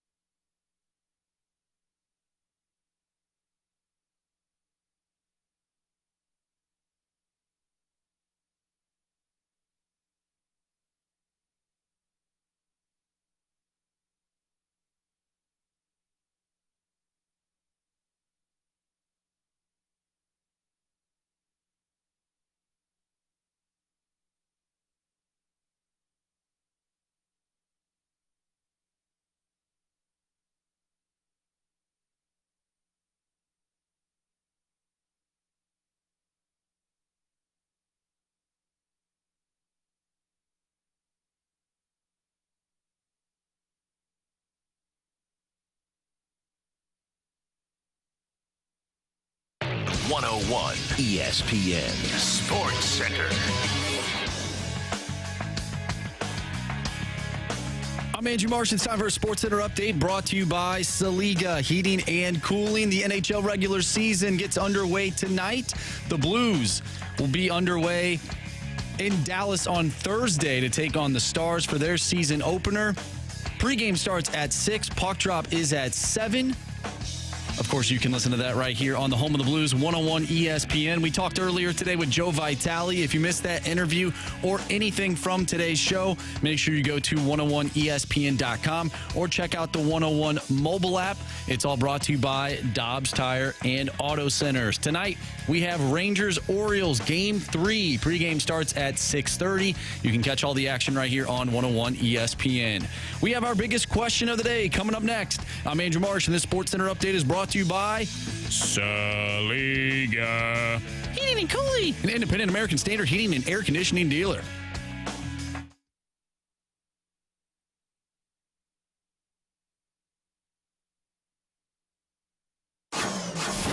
It's time for the Fast Lane's biggest question of the day.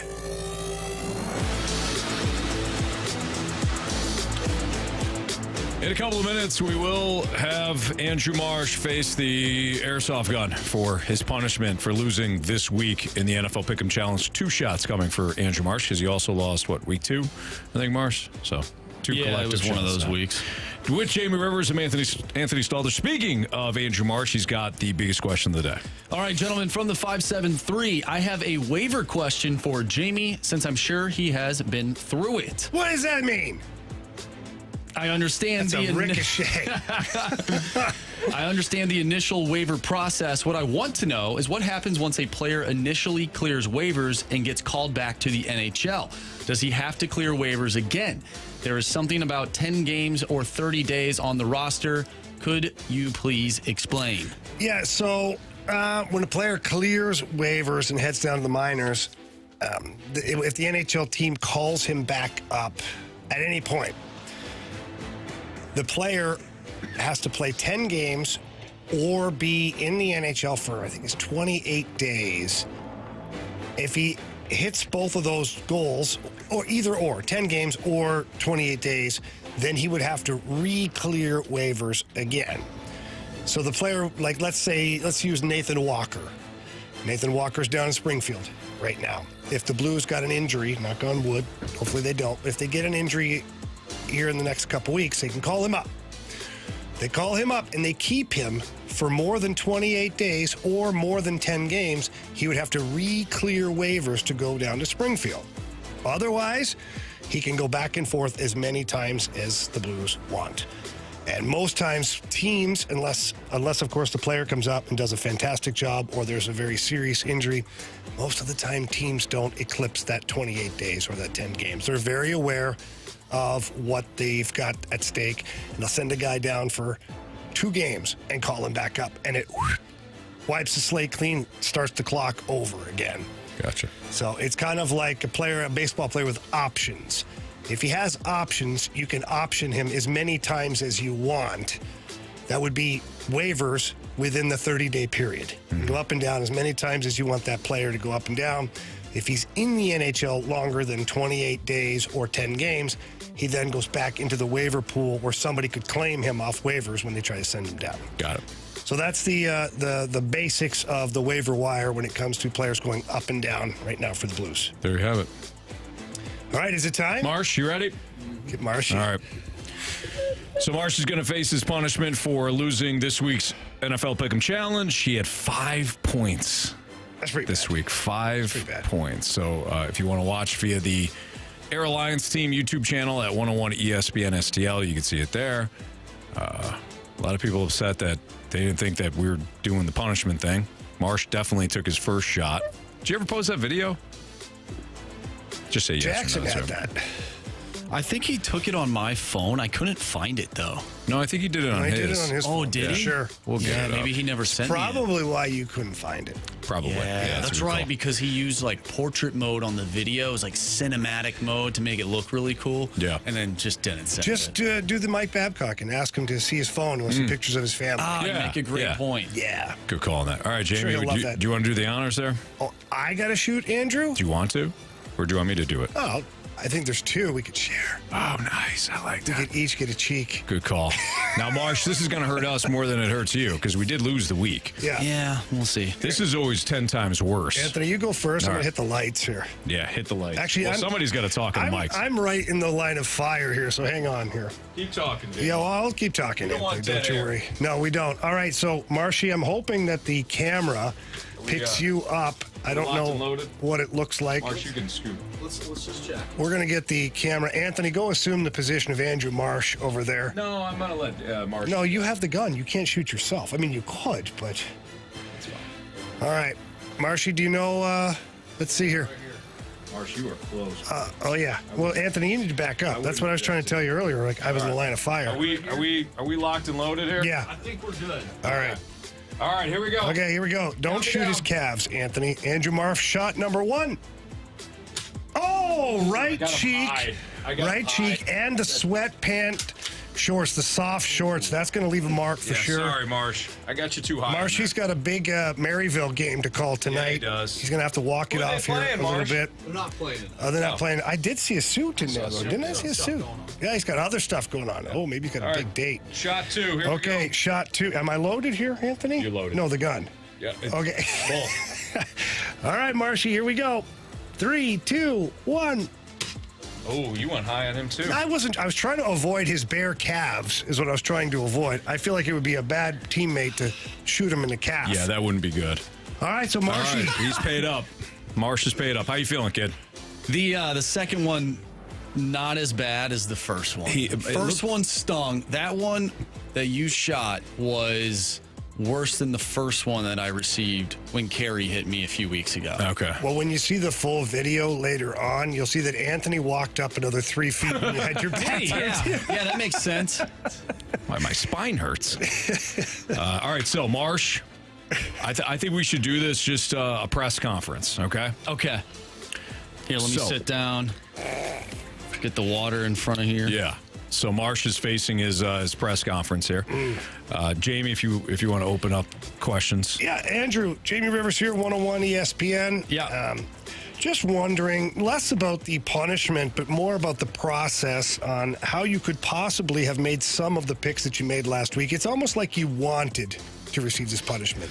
Yeah, definitely don't want to lose any given week. I think from a team perspective, I have to carry my weight. And unfortunately, this week I didn't.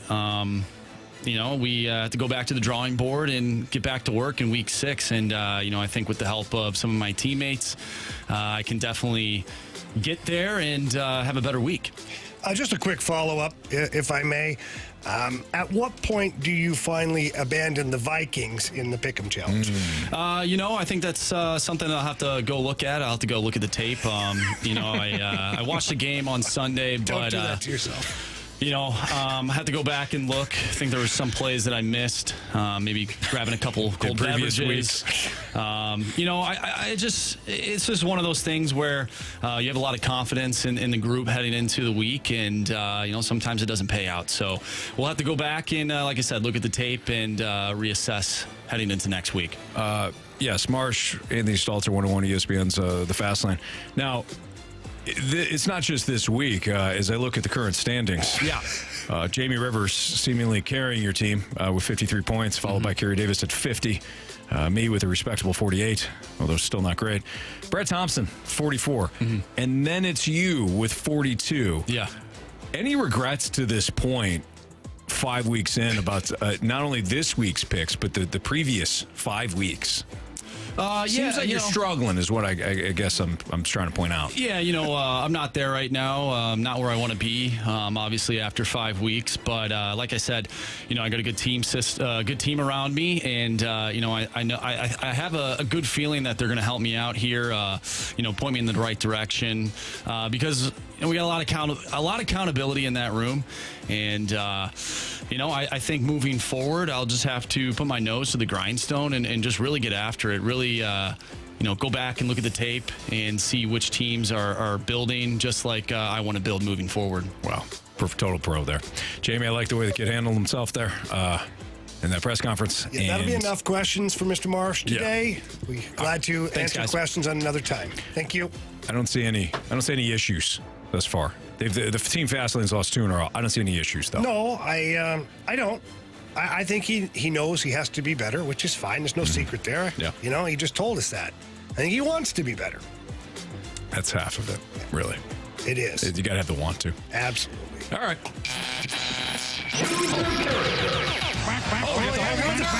Yes! I almost forgot. We both looked at each other. I'm like, what is that? I thought he had the aftershock from the airsoft gun. Like, he's lost it. So we didn't win last night? No. JT Real Muto. Wait, no, that's not the game we did. I thought you guys did the Phillies game. No, we did the Dodgers. He had Corbin Carroll. I had Mookie Betts. Uriel, that's right. What's his name? Gurriel. JD Martinez. And yes, Gurriel Jr. Yeah, that's it.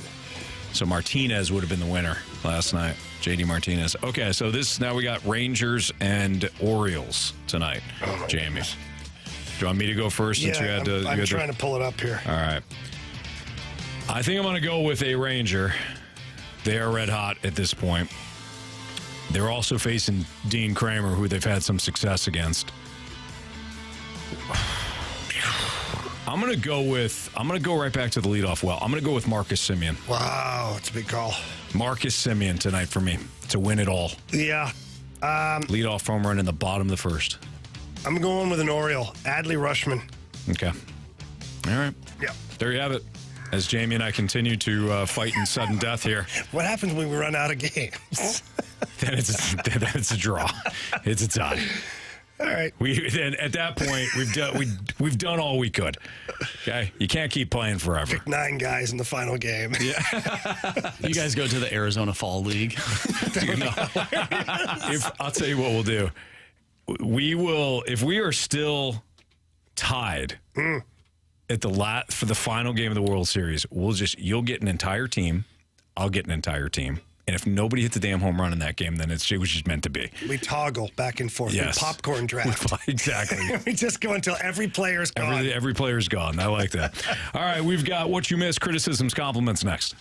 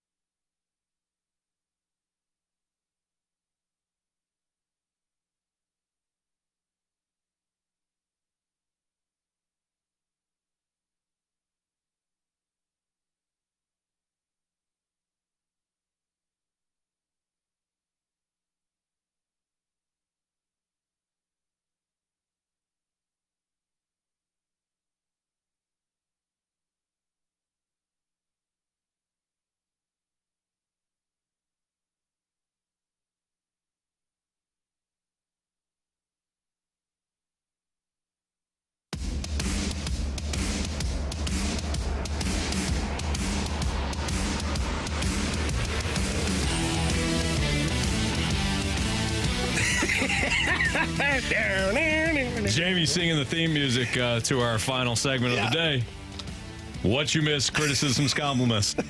What you missed, Joe Vitale. We talked to Joey about the upcoming Blues season.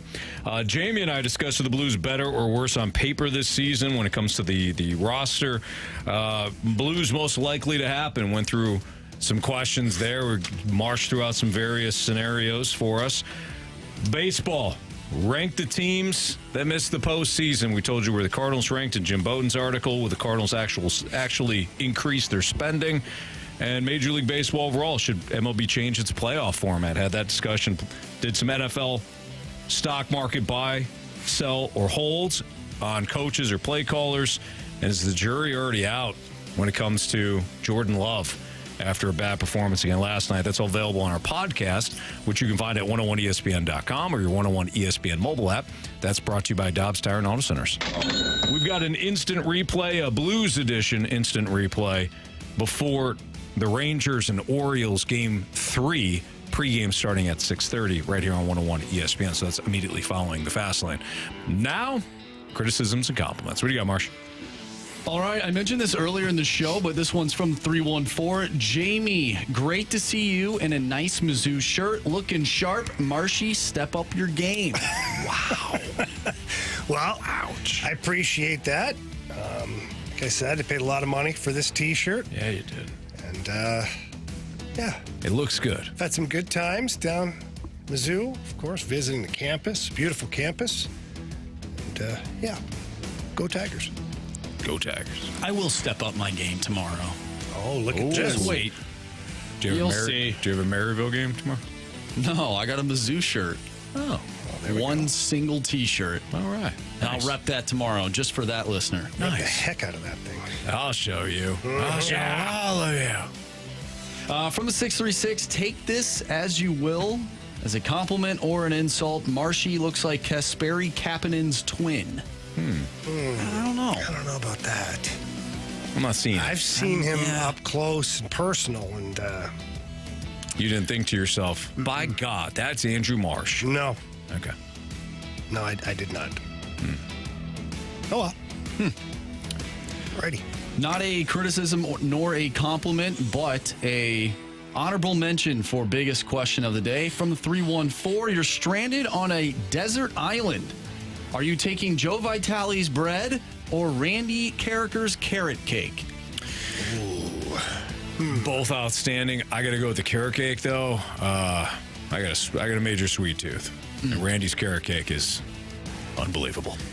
Yeah, I have yet to be gifted Joe Vitale's bread. That's true. Whereas Randy I just always assumed it's good. Make sure he gifts us a lot of different things. And Christmas time, he's got all the little cakes cookies. and stuff, and cookies, and the carrot cake. He likes to cook that on his Traeger grill, I believe is what he does. So, guy's a magician. Yeah.